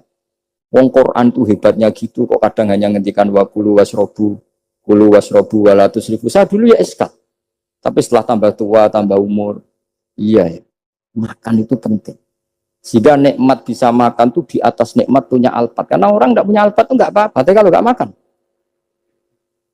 Orang nggak punya uang 1 miliar nggak apa-apa, tapi kalau nggak bisa makan, nggak bisa minum. Nah, Quran itu harus diartikan seperti itu. Sehingga kualitas wakulu wasrobu itu luar biasa, kan ini pokok. Tapi karena kita didikte oleh adat, seakan-akan kulu wasrobu itu biasa. Khalidina Fiyah juga gitu, ini kembali kitab yang dihadiahkan Pak Kures ke saya. Khalidina Fiyah itu sebagian ulama mengatakan, kamu di surga itu abadi. Kenapa Allah memaklumatkan ada kata Khalidina Fiyah? Kata ulama itu, andaikan kamu tahu di surga itu 100.000 tahun, kamu tetap pun gosok, ada yang seretan gak nyaman karena berakhir. Artinya apa? Kalimat khalidina fiyah ini kalimat kata kunci di surga selamanya lama. Andai kan tidak ada kata selamanya lama, waduh berarti bidadari 70 wayu kabeh jebule kok ora sido, jebule kok berat, jadi gak nyaman kalau tidak ada khalidina. Lagi-lagi saya tahu maknanya itu ya barokahnya belajar, barokahnya membaca. Nah makanya kalau minta sekali ini karena katanya ini streaming live atau live streaming untuk anak-anak yang mau belajar, tolonglah baca sebanyak-banyaknya karena Karena kita bisa seperti ini, bisa apa semua itu ya barokahnya. Bisa baca tabarruk sama Nabi Ibrahim tadi, ya satu aja, Khalilur Rahman Ibrahim. Ini di kitab saya halaman 170. Al-Risalah Al-Qusairiyah. Saya bawa kitab yang sudah saya pelajari. Saya nanti ninggal untuk kaminan kitab baru supaya tadi, karena ini ilmunya ulama-ulama dulu. Dulu ketika belum ada cetakan itu, kalau kiai ngasih hadiah itu pasti kitab. Makanya saya sering hadiah kitab sama kiai-kiai karena dulu itu nggak ada mesin cetak, sehingga kalau mau mendobelkan itu harus ditulis lagi. Jika takrib yang kecil itu sering wafi ba'din nusakh, karena ini nulis sin, yang lain nulis sad. Makanya Nyun Sewu termasuk ada kiro asab asbabnya itu. Lasta alaihim bimusaitir kalau riwayat kita. Tapi orang Arab, al-lughatul fusha itu tidak ada yang bisot. Yang bimakna saytorah itu bising. Makanya banyak juga yang tetap baca lasta alaihim bimusaitir. Yang baca sin ya nulis sot, yang baca sot tetap nulis sin. Karena mau tidak mau. Mau tidak mau. Jika saya kalau belajar Rasul Utsmani memang bahasa Arab itu dari awal memang unik. Misalnya ihdinas sirat, zirat, itu memang tak baca di kamus. Aslus sirat itu asirat. Jadi umurnya sin sama sot itu tuasin. Ya kok tahu loh tahun kelahirannya. Jadi justru yang sirat itu minas sirat dari sin. Saya heran. Sampai saya itu istikharah. Masa sot sama sin itu tua sin. Tapi tak angan-angan ya benar. Karena madatul kalimah itu mesti yang pokok. Sot itu punya watak sifir. Kalau ada sifatun zaidah, mesti posisinya dia juga lebih mudah. Itu ada ilmunya di kitab Rasul Utsmani. Sehingga wallahu yaqbidu wa yabsut. Itu mesti tuasin. Makanya bahasa to yang maknanya jembar itu semua kamu cari di kamus berarti baksin to. Tapi orang Arab dulu sebagian baca itu kayak agak sot. Makanya ditulis sot. Tapi dibaca sin. Dan bayangkan kalau sampean ngarang kitab, murid sampean tuh ono setengah pinter, setengah goblok, setengah ngelamun. Akhirnya kitab takrib yang kecil saja wafi ba'din nusakh. Sekarang nggak bisa wafi ba'din nusakh, langsung offset sama semua. Kalau dulu mungkin karena tadi. Makanya Imam Syafi'i punya kitab namanya Al-Imla karena amla alaina Syafi'i. Imam Buaiti ngarangnya amla alaina Syafi'i kaza. Imam Muzani bilang amla alaina Syafi'i kaza.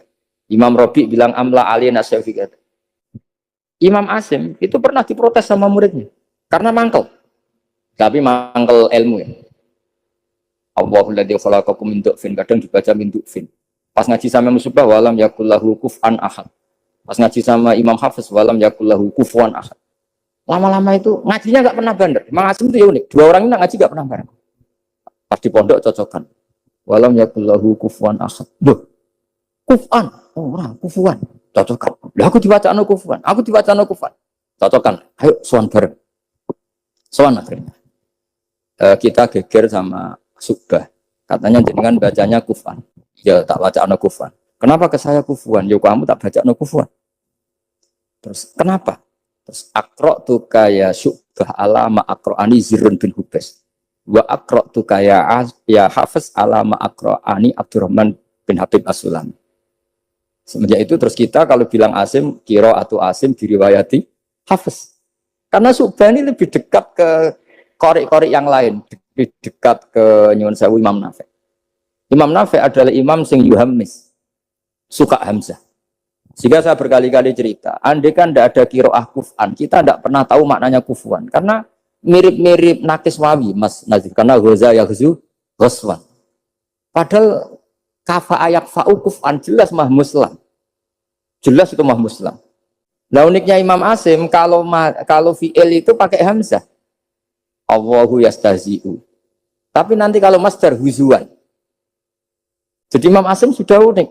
Untuk masdarnya ditakhfif hamzah jadi wawu. Tapi untuk fi'ilnya tetap Allahu yastahzi'u, bukan yastahzi.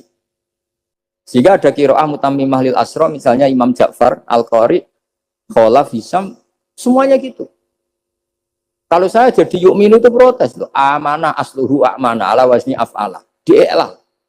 Imanan asluhu i'manan ala wazni if'alan. Ubdilatil hamzatu saniyah ya an yukuya ba'dal kasroh. Kenapa yu'minu tidak jadi yu'minu?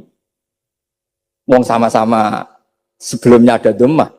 Kalau sebelumnya fathah kan jadi alif amana. Sebelumnya kasrah jadi ya imanan. Kenapa yu'minu tidak dielal? Imam Asim ya aneh. Yu'minu enggak dielal, amanah dielal, imanan. Amin dielal, wailaka amin. Dari kata amin. Akhirnya dua murid ini protes. Sesuai Imam Asim jawab, wes tak jong, kue ngajimu coba bareng. Kue ku sudah tak wacakno guruku sing jenis Zurin bin Hubes. Kue hafiz tak wacakno guruku jenis Abdurrahman sing As-Sulami. Kue serasa takok meneh. Nah, semenjak itu terus angger muni qiraatu Asim ala riwayati hafiz to bi riwayati. Sama tak cerita nih, zaman Nabi Sugeng itu ada riwayat wong Bedui itu Muhammis, orang Bani Tamim itu suka Hamzah. Jika kalau manggil Nabi itu ya Nabi Allah. He wong sing nyeritakno tentang hukumnya Allah. Karena Imam Asim baca ya gitu, di fi'ilnya Nabi ibadi anni, Nabi nyeritakno sira. Amma yatasaalun anin nabail hafi. Jelas itu mah muslam. Tapi pas bilang nabiyun itu ditakfif pakai ya.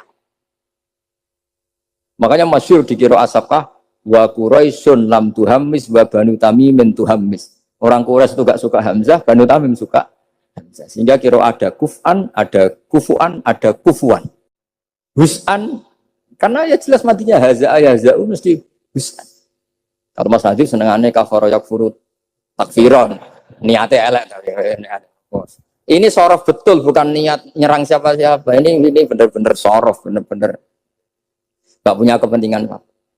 Sehingga Ja'far al-Asir atau dibacakan Ja'far al-Qari, bacanya ya minan nabiin, ya ayuhan nabiu. Dan kita nyaman, kita sebagai peneliti tafsir nyaman. Karena terus jelas mana nih, ya ayuhan nabiu, he wong sing tukang nyeritakno ketentuane Allah. Misalnya kena khitab nabi, nyeritakno sira ibadi ing pira-pira kawula ingsun anni anal ghafurur rahim. Atau wa nabbihum lan nyeritakno sira hum ing wong akeh andhaif Ibrahim tentang tamu-tamu Nabi Ibrahim. Kita tahu kalau nabiyun adalah yaknya bukan asli dari Hamzah adalah karena ada kiraannya Imam Nafi'. Imam Nafi' seperti itu karena tertular bukan terpapar. Wah, lagi-lagi karena baca. Makanya ad-dunya mal'unatun mal'unun fiha illa zikrawah wa mawalahu wa aliman wa aumuta'alim. Karena kalau orang tidak baca itu mesti ribet. Ya, saya bentuk takdim saya ke keluarga Matole, ke keluarga sini. Meskipun ibu saya gerah karena andekan beliau sadar juga pasti nyuruh ke sini karena termasuk spesial Bang. Jadi antara bapak itu kalau wasiat itu pokoknya sarang, kajen, lasem, kudus. Sudah ulang-ulang. Makanya bapak ini tadi saya cocokkan sama Hadi. Bapak saya itu nasibnya agak sial. Punya guru 3 itu keluarganya ibu semua. Di Tuban ngaji ke Zubedi ya keluarganya ibu. Di sini Mbak Sahal Badullah ya keluarga ibu. Karena ibu saya masih turunan Mutamakin lewat Mbak Asnawi Sepuh. Kudus. Terus di Lasem ngaji di Mbak Mansur. Mbak Mansur keluarganya ibu. Karena Mbak saya kandung itu namanya Fatimah. Itu punya abah itu. Namanya Mbak Kholik. Kholik itu nama besarnya Idris itu bin Umar. Umar itu ya Lasem. Jadi akhirnya bapak itu nggak pernah berani sama ibu. Karena punya guru 3 itu keluarganya ibu semua. Makanya bapak berdoa, muka-muka nasib pemerakoyok aku. Istri saya itu orang Sidogiri, saya alhamdulillah tidak pernah ngaji di Sidogiri, jadi aman. Tak tukaran babak. Jadi bapak itu karena punya guru 3 itu semuanya keluarganya ibu. Jadi pertama ngaji sama Ki Zubedi Hatam, terus sama Mbak Zubedi diantar ke sini di Badullah. Ki Zubedi juga keluarga sini karena Ki Zubedi itu punya ibu Hafsah bin Maksum bin Soleh bin Mbak Asnawi Sepuh. Saya sama Mas Nadim kira-kira ya sepuh Mas Nadim. Cuma gara-gara beliau agak delotok jadi saya tidak sopan ya akhirnya. Tapi ya itu tadi di dunia wali itu banyak yang memang menyembunyikan kesolehannya. Jadi saya itu bingung ini yang wali apa yang asli tidak soleh itu. Jadi di dunia wali itu memang ceritanya aneh-aneh. Ada orang itu tukang kolak homer tapi jadi wali. Dulu lah, tapi kalau sekarang uangnya nggak cukup. Jadi ada satu kampung yang dapat suplaian homer itu dibeli. Setelah dibeli dilarutkan di sungai. Sehingga lama-lama agennya itu janggal. Loh kampung situ tak kirimi arak terus kok nggak ada yang mabuk. Ternyata supaya kampungnya nggak kena mabuk ditebas dia terus dibuang. Jadi wali. Dohirnya ya penebas arak tadi. Ya apa Mas Nadi begitu saya tidak tahu. Ini kan misteri ya. Jadi memang dunia wali itu aneh. Ada Abu Yazid Al-Bustami pernah tanya sama ya Allah yang nyaingi saya makam saya itu siapa? Itu yang tidur pinggir kamu. Ya Allah ini kan pegawainya tidur. Kenapa saya yang tahajud terus masa setara dengan ini? Ya tahajud terus itu tetap mergo nganggep aku itu nak kira tahajud tak salah. Iki ngerti nak aku iku apian. Mane ditinggal turu. Jadi gue ibadah terus itu rodok nganggep aku rapati apian. Ya ono ilmu gitu tuh ya aku gumen. Nah saya ini kan khawatir, jangan-jangan Mas Nadi baca itu. Wah, kalau baca itu ya repot. Maksudnya saya ini kan ilmu lagi-lagi. Dia cocok tidak cocok ini ilmu. Makanya ilmu itu kan ya sudah. Saya itu nggak suka orang munafik, tapi kata Allah wa yu'adzibal munafiqina iku insya'a au jatuh. Ya sudah kita mau tegas gimana? Potensi Allah bisa menutup. Saya pernah sowan sama Mbak Mun tanya. Wer mazhabku. Yang jelas corot yang kota Mbah jenengan itu terkenal ira tegas. Jadi Mbah Mun guyu-guyu. Wer mazhabku. Saya kebetulan ya rada pinter berarti. Nggih mazhab jenengan lai salah kamil amri seun au yatuba alim. Ya ora jelas Allah dhewe iku ngadepi wong fasik ora jelas. Maksudnya ora jelas iku kadang yo maringi tobat, kadang yo nyiksa. Mulane aku melok ora jelas wong ora. Dadi ora jelas iku ya mazhabku. Berarti ora jelas nih jelas ya kira-kira gitu. Terus bareng ning era modern roh Mas Nadif ora jelas iki kaya Mbah Mun. Jadi terus ribet kan nganal ilmu lagi-lagi ilmu yang bisa menjelaskan itu. Ya coba kamu misalnya menfonis kayak tadi. Kenapa sifat saya tinggal menyiksa? Saya ini ghafur kata Allah. Man dzalladzi yata'alla alayya alla aghfira li fulan. Siapa yang menjamin saya tidak maafkan? Saya saja saya maafkan. Wa ana aghfir wa ana u'adzib kata Allah. Tapi ini sifat saya kok tinggal satu mesti yu'adzib, ini gimana ini? Yang hilangkan satu, yang yaghfir. Ya sudah Allah nyifati dirinya. Nah itu termasuk kenangannya Bapak sama Mbak Dola. Bapak itu pernah didhawuhi Mbak Dola ini sakser sekarang. Nur kejo geman nyifati Allah, ora kaya Allah nyifati piyambak ning Quran.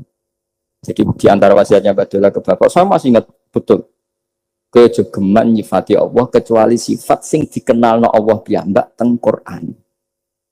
Setelah saya ini mengaku madhab Imam Sa'roni lah, setelah saya alim ternyata betul. Saya nuruti emosi mangkel sama orang fasik. Saya nuruti emosi benci sama orang munafik.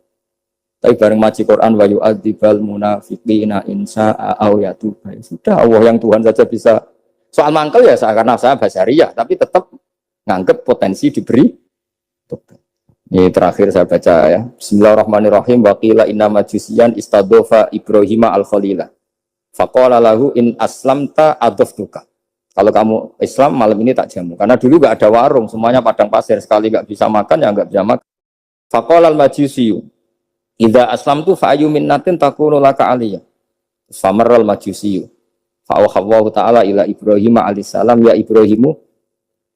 Ya, lam tut'imhu illa bitahyirihi dinah. Lam tut'im orang ngeke imangan siro. Ini atama yutimu apa? Kita aman usah. Perkara sorof tok ini dia. Dia itu sorof tapi niatnya elek. Kalau saya ini betul niat begini. Maksudnya ada yang disindir. Kalau saya sorof betul. Lam tut'imhu illa bitahyirihi dinah. Wa nahnu mundu sab'ina sanatan nut'imuhu ala kufri. Malah 70 tahun. Dia ini umur 70 tahun. Tak keimangan terus. Lagi sungi ini reso mangan jaluk kue. Kue syaratnya Islam. Padahal tahu tak keimangan 70 tahun tanpa syarat Islam. Wa nahnu mundu sab'ina sanatan nut'imuhu ala kufri. Falo aduftahu lailatan madza alaika. Masa keimangan suwengi ndak nganti kowe melarat. Madza alaika masalah opo? Suwengi wae wong aku malah 70 tahun. Terus famar Ibrahim alaihissalam khalfal majusi wa adofahu.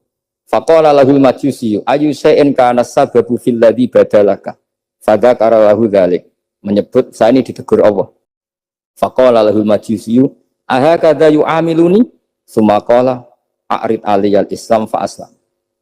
Di sini agak saya janggal itu pakai hamzah kotok. Saya jadi bingung karena a'radu yuridu iradan umaimu. Mungkin naskah yang benar itu arid ya, karena dari kata ta'rid ya. Nanti gak iso sorot perkara gitu. Jadi saya mohon sekali karena apa ya? Saya betul-betul ingat betul ya wasiat-wasiatnya Bapak tentang Badullah. Di antara kalimatnya itu tadi.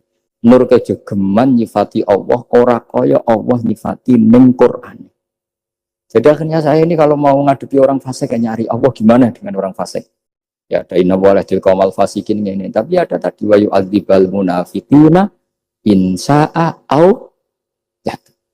Makanya Senawawi Al-Bantani itu kalau ngarang kitab misalnya wasfir nafsaka ma alladziina tuna rabbakum bil ghadati wal asyiru tuna wajha terus sampai wala ta'tu enaka anhum terus wala sak terusé itu adalah orang kafir namanya ini nih. Tapi aslamu wa hasuna islamuhum. Tapi akhirnya mereka Islam wa hasuna islamuhum. Jadi itu termasuk sisi hebatnya Senawi Bant. Jadi misalnya wala tuti man aghfalna qalbahu an dzikrina wa tabaha wa kana amru furuta. Beliau menerangkan ini Uyainah bin Hisan sama ini. Tapi akhirnya orang itu fa aslamu wa hasuna islamuhum. Akhirnya kita menjadi tahu ternyata orang yang sedang kafir bisa. Nah, tapi kita sekarang kadang latah. Kalau benci sama orang seakan-akan Allah pasti yu'adzibuhu, tidak mungkin yaghfirullah. Beliau itu yang enggak boleh. Makanya man dalladzi ta'ala ala fulan ala akhira dzunuba qad ghafartu dzunuba wa ahbattu amalak. Saya melebur dosa najia, tapi kamu malah amal baik kamu sujud tak habis. Karena kamu mensifati saya dengan sifat yang korup, yaitu Allah bisa yaghfir, kamu hanya sifati hanya yu'ad. Ya, maka kita tetap mensifat Allah yaghfiru liman yasha wa yu'adzib. Nah, kenapa saya cerita ini? Karena saya masih ingat betul di antara wasiatnya Mbah Mun itu. Firroh sebab apa Fatihah kok ihdinas siratal mustaqim, bukan siratoka tapi siratal ladzina an'amta alaihim. Dawe Mbah Mun fa inna Allah ta'ala la ya'kul wa la yashrab wa la yanqih wa la kadza wa kadza. Allah itu enggak makan, enggak minum, enggak tidur. Sehingga kita enggak bisa niru Allah. Tapi yang makan tidur itu manusia. Sehingga kalau ingin dekat Allah ya niru siratal ladzina, bukan siratoka. Kita cara tidur niru Kanjeng Nabi, niru ulama, cara makan, cara minum, niru Allah tidak bisa. Makanya bukan ihdinas siratal mustaqim siratoka, tapi siratal ladzina an'amta. Maka dalam beragama itu butuh master, butuh panutan. Ya tentu Mbah Mun oleh ngendikan pakai luwet orang-orang kuno. Cara Mbah Mun pakai cantolan. Maka saya punya makalah banyak dari Bapak, dari Mbah Mun, dari Mbah Zubair, dari sampai saya itu hafal sanad sampai Rasulullah Shallallahu Alaihi Wasallam. Karena yang bisa mengawal ilmu itu sanad. Termasuk saya di sini bawa kitab Ar-Risalah Al-Qusairiyah. Nanti saya baca beberapa panutan kita. Di sini ada Abdul Qasim Al-Junaidi, ada Abu Yazid Al-Bustami, ada banyak ulama yang ditulis Ar-Risalah Al-Qusairiyah. Dan itu yang membentuk Imam Ghazali, kitab Ar-Risalah Al-Qusairiyah. Tapi sekarang kita ini tidak belajar lagi tentang tasawuf. Tasawuf itu Abdul Qasim Al-Junaidi jadi wali itu bukan wiridannya terlalu banyak. Enggak. Beliau pernah bikin satu kalimat yang menjadikan Allah itu ridho. Kalimatnya begini, kalau malam beliau wiridan gini, ya Allah, kenapa engkau ngasih rezeki saya? Padahal engkau tidak butuh saya. Kalimatnya sederhana. Kalau seorang majikan ngasih servis sama karyawannya, memang butuh pekerjaannya. Orang tua ke anak butuh kasih sayangnya. Tapi engkau ini zat yang tidak butuh saya, tidak butuh kita. Ngapain ngasih? Jadi punya sisi betapa Allah itu luar biasa. Wong tidak butuh kok. Ngasih itu kan luar biasa. Jadi karena mensifati seperti itu Allah itu ridho. Itu luar biasa. Normalnya orang memberi itu kan, apalagi orang memberi kiai itu kacau sekali. 1.000 jaluk swarga. Salam template 1 juta ya jaluk apa? Swarga itu parah lagi. Nanti kalau enggak masuk surga, tunda-tunda. Itu ngeri lagi itu. 1 juta minta apa? Surga. Sayyidina Ali, itu diantara sebabnya beliau dekat Allah itu, karena muamalahnya sama Allah itu benar. Di antara muamalah itu yang diriwayatkan di kitab Ar-Risalah Al-Qusairiyah adalah masyhur. Kafani izzan antakuna li rabban, wa kafani fakhran an akuna laka abdan. Tiap malam dia beritanya itu, ya Allah, saya sungguh sangat mulia karena engkau yang jadi Tuhan. Coba kalau saya dituhani manusia yang mati atau dituhani siapa yang mati juga.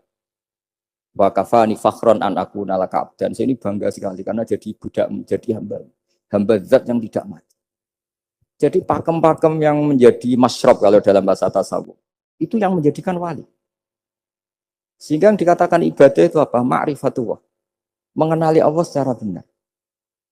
Jadi jangan kira wali-wali dulu terus terlalu istiqomah, ada juga. Mereka punya pakem yang menjadikan Allah itu ridho. Saya beri contoh nih di sini banyak makalah nanti saya beberapa baca tabarruk. Banyak riwayat dari orang-orang sufi. Nabi Ibrahim itu pernah ketemu orang Majusi. Beliau terkenal sakhok, terkenal sakhiyat. Ketika ketemu orang Majusi, ya Ibrahim saya ini sehari saja ngasih makan saya. Kamu kan tukang ngasih makan orang. Terus ya tapi bisarti antus lima, kamu harus Islam. Fikihnya Nabi Ibrahim adalah kalau saya menolong dia berarti nolong orang kafir. Setelah orang itu lewat berlalu karena Nabi Ibrahim nggak mau hormat, Allah memberi wahyu ke Nabi Ibrahim. Kenapa ya Ibrahim tidak kamu terima satu hari, kamu kasih makan satu hari? Ya karena dia Majusi. Kata Allah, dia umurnya berapa? 60 tahun. Tanyakan, pernah kelaparan kan hanya hari ini? Iya ya Allah. 60 tahun dia kafir tak kasih makan. Minta kamu sehari aja kok nggak boleh. Akhirnya Nabi Ibrahim dipanggil orang Majusi, dikejar dipanggil. Ayo tak kasih makan satu hari. Kok kamu sekarang jadi baik? Habis ditegur Tuhan. Terus kata, ahakada yu'amiluni. Apa seperti itu? Tuhan mengu'alamalai saya. Ya na'am. Akhirnya Islam orang Majusi. Jadi itu lagi-lagi ilmu. Jadi yang dikatakan ilmu itu nyuwun sewu, satu teori atau kalimat atau apa saja yang menjadikan kita ini pakem. Meskipun pakem itu kadang sulit diterima orang-orang khusyuk. Orang khusyuk itu ya nyuwun sewu ada sisi nakalnya. Makanya Mbah Mun sering kayak jargon masyhur. Zada khusyuan, zada jahlan, tambah khusyuk, tambah bodoh. Bukan bodoh dengan makna salah itu enggak. Memang kadang terus anti ilmu. Misalnya gini, ini contoh yang karena saya ini mengkhidmati ilmu, saya beri contoh yang urusan ilmu. Ada orang sujud diinjek orang fasik, kepalanya diinjek orang fasik. Terus si orang yang sujud tadi ini ada di Sahih Muslim, juga ada di Ihya. Wallahi la yaghfirullahu laka. Pakai sumpah, wallahi la yaghfirullahu laka. Allah langsung mewahyukan ke Nabi fi hadzal zaman, fi tilkaz zaman atau fi dzalikaz zaman. Man dzalladzi yata'alla alayya alla aghfira li fulan qad ghafartu lahu wa ahbattu amalak. Katakan ke orang itu, siapa yang mencatut nama saya yang hanya berstatus tidak memaafkan.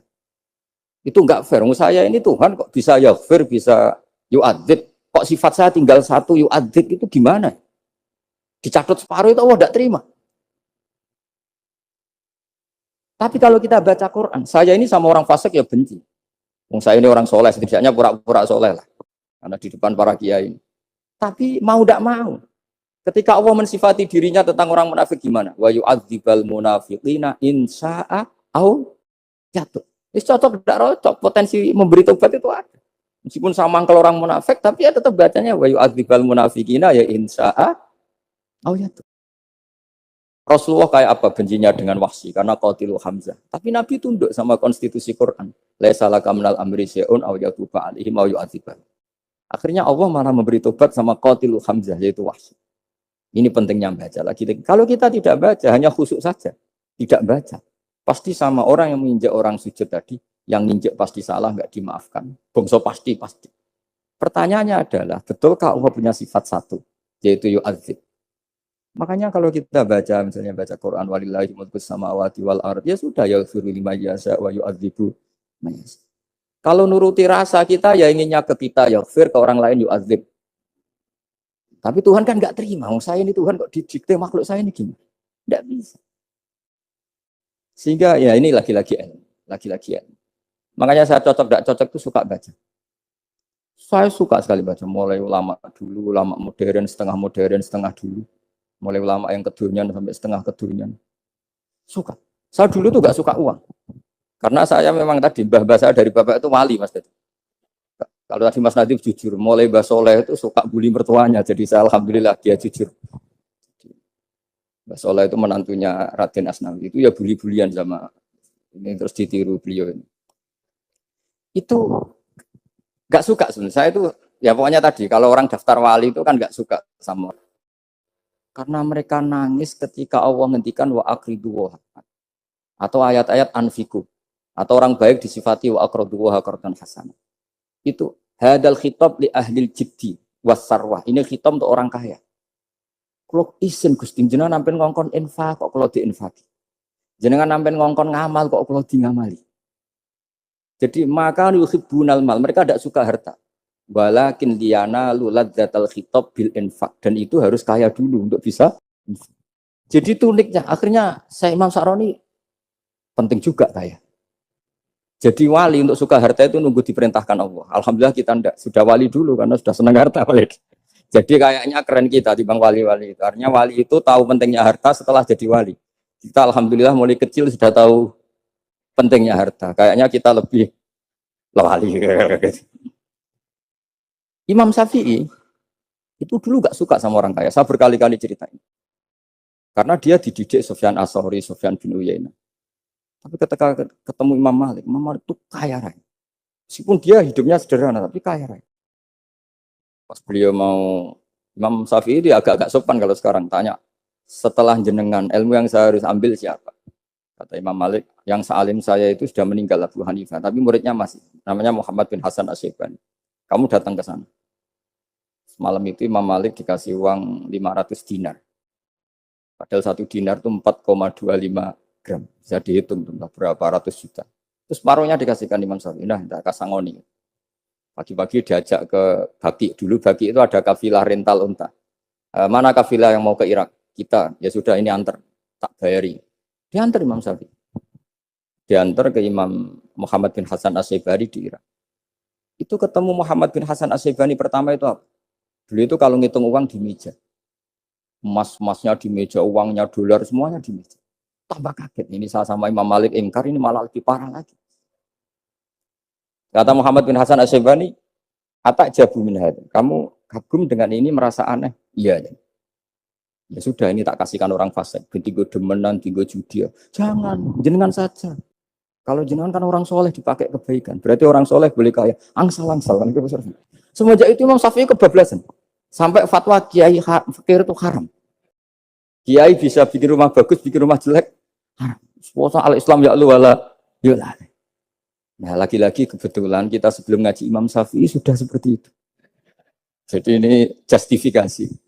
Lagi-lagi itu ilmu. Seorang lagi-lagi itu. Akhirnya saya baca kitabnya Imam Sa'roni namanya Al-Minanul Kubro. Itu beliau cerita wa mimma manallahu alaihi. Kesannya kayak orang sombong. Tapi sebetulnya yang sopan itu yang sombong karena Imam Sa'roni kan bilang, kamu harus memaklumatkan diri kalau antum minal ulama il amilin. Kamu termasuk ulama yang amilin. Terus ditanya sama orang-orang, bagaimana kalau nyatanya ndak? Kamu tadi subuh sholat, iya saya sholat. Kamu tadi zuhur sholat, iya saya sholat. Kenapa ketika kamu maksiat ingat terus, ketika kamu taat tidak ingat? Berarti kamu anggap Allah itu menyesatkan kamu tok, tidak pernah ngasih hidayah sama kamu. Pas delok rondo ning dalan kok maksiat, bar salat ora tau syukur, bar zuhur ora tau syukur, berasa. Berarti kan nyifati Allah, hari ini Allah ngasih saya maksiat. Sementara lupa kalau Allah ngasih salat zuhur, salat asar, salat maghrib, salat. Oh sudah di situ Al-Minanul Kubro, pokoknya orang itu soleh semua. Nah saya itu termasuk orang yang didikte oleh kitab, terbentuk oleh kitab Al-Minanul. Jadi di situ hidup itu enak semua. Makanya saya itu masih ingat dialeknya dua orang alim. Nggak berusaha sebut, ini agak sensitif. Karena ceritanya itu ada anaknya Kiai mau nyalek. Karena dia anaknya Kiai tanya, Mbah, dalilnya nopo nanti yang kepengen jadi jabatan, mencari jabatan besar. Kalau yang jawab tak sebut nggak apa-apa namanya. Jawabnya Mbah Mun, oleh nggak apa-apa. Nabi Yusuf juga boleh jabatan. Terus beliau baca, qalat alni ala khuzainil ardi inni khafifun alim. Nabi Yusuf juga boleh jabatan ya. Didebat sama orang alim. Itu Nabi Yusuf, syariatnya itu mansukhah bi syariati Rasulullah Muhammad SAW. Setelah tamunya pulang, Mbah Mun dibantah gitu. Dari Mbah Mun gini bilang, anut kiai wae oleh pemenang anut Nabi. Masih ingat kalimatnya. Anut kiai wae oleh pemenang anut. Artinya Nabi Yusuf kan minta jabatan